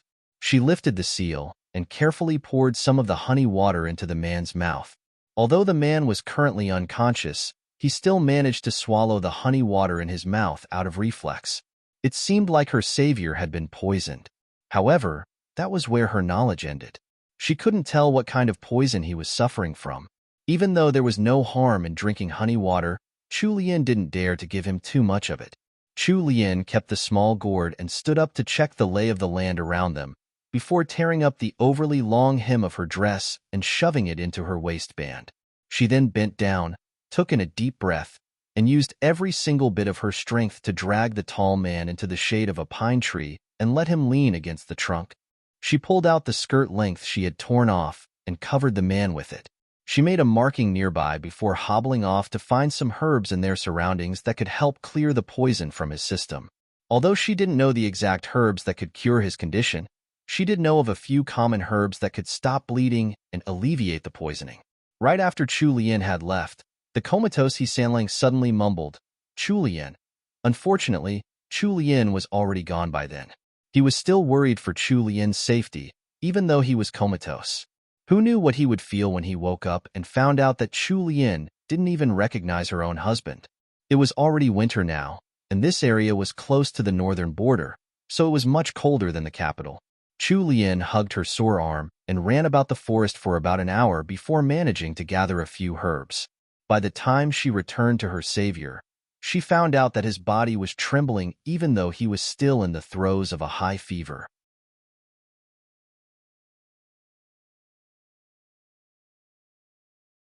Chapter 287. Spending the night together. 1. Chu Lian frowned and stood up to check her surroundings first.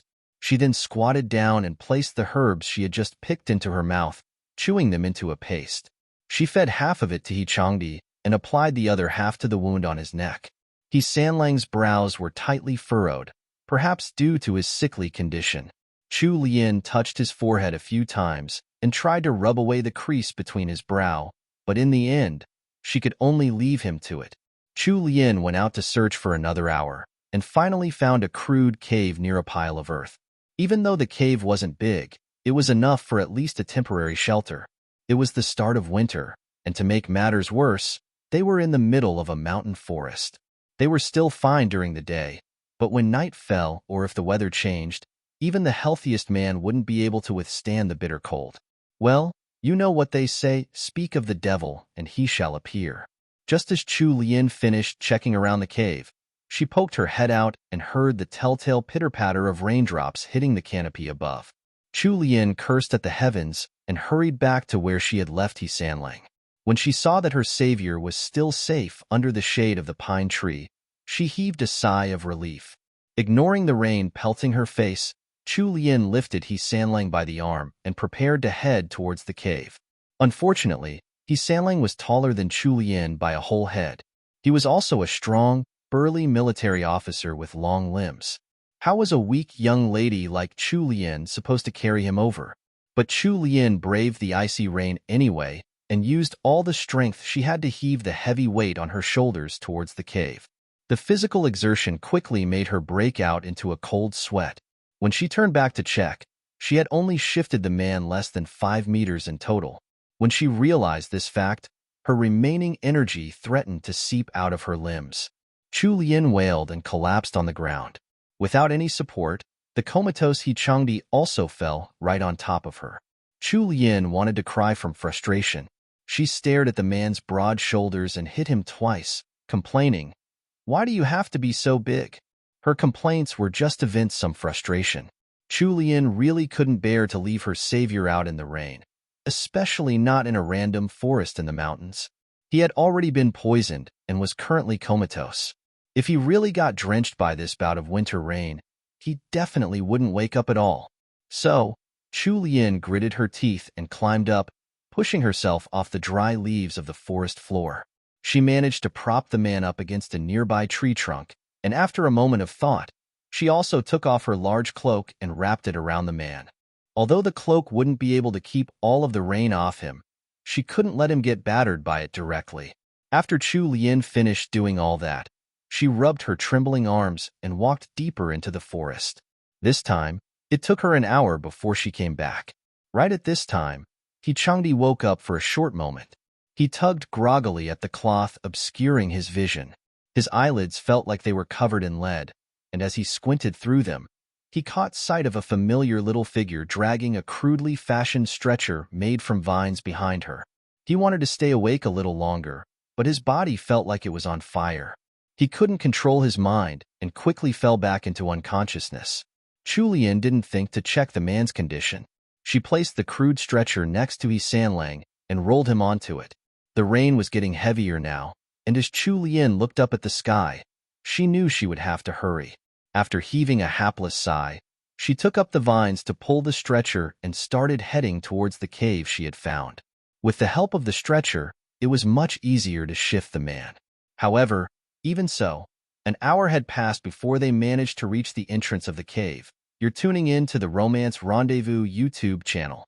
We're so grateful for your support, and don't forget to subscribe to join us on this incredible journey through captivating stories. Your generosity through donations truly makes a world of difference, as it's the primary source of revenue that allows me to expand and enhance this channel for you. Thank you from the bottom of my heart for being a part of this adventure.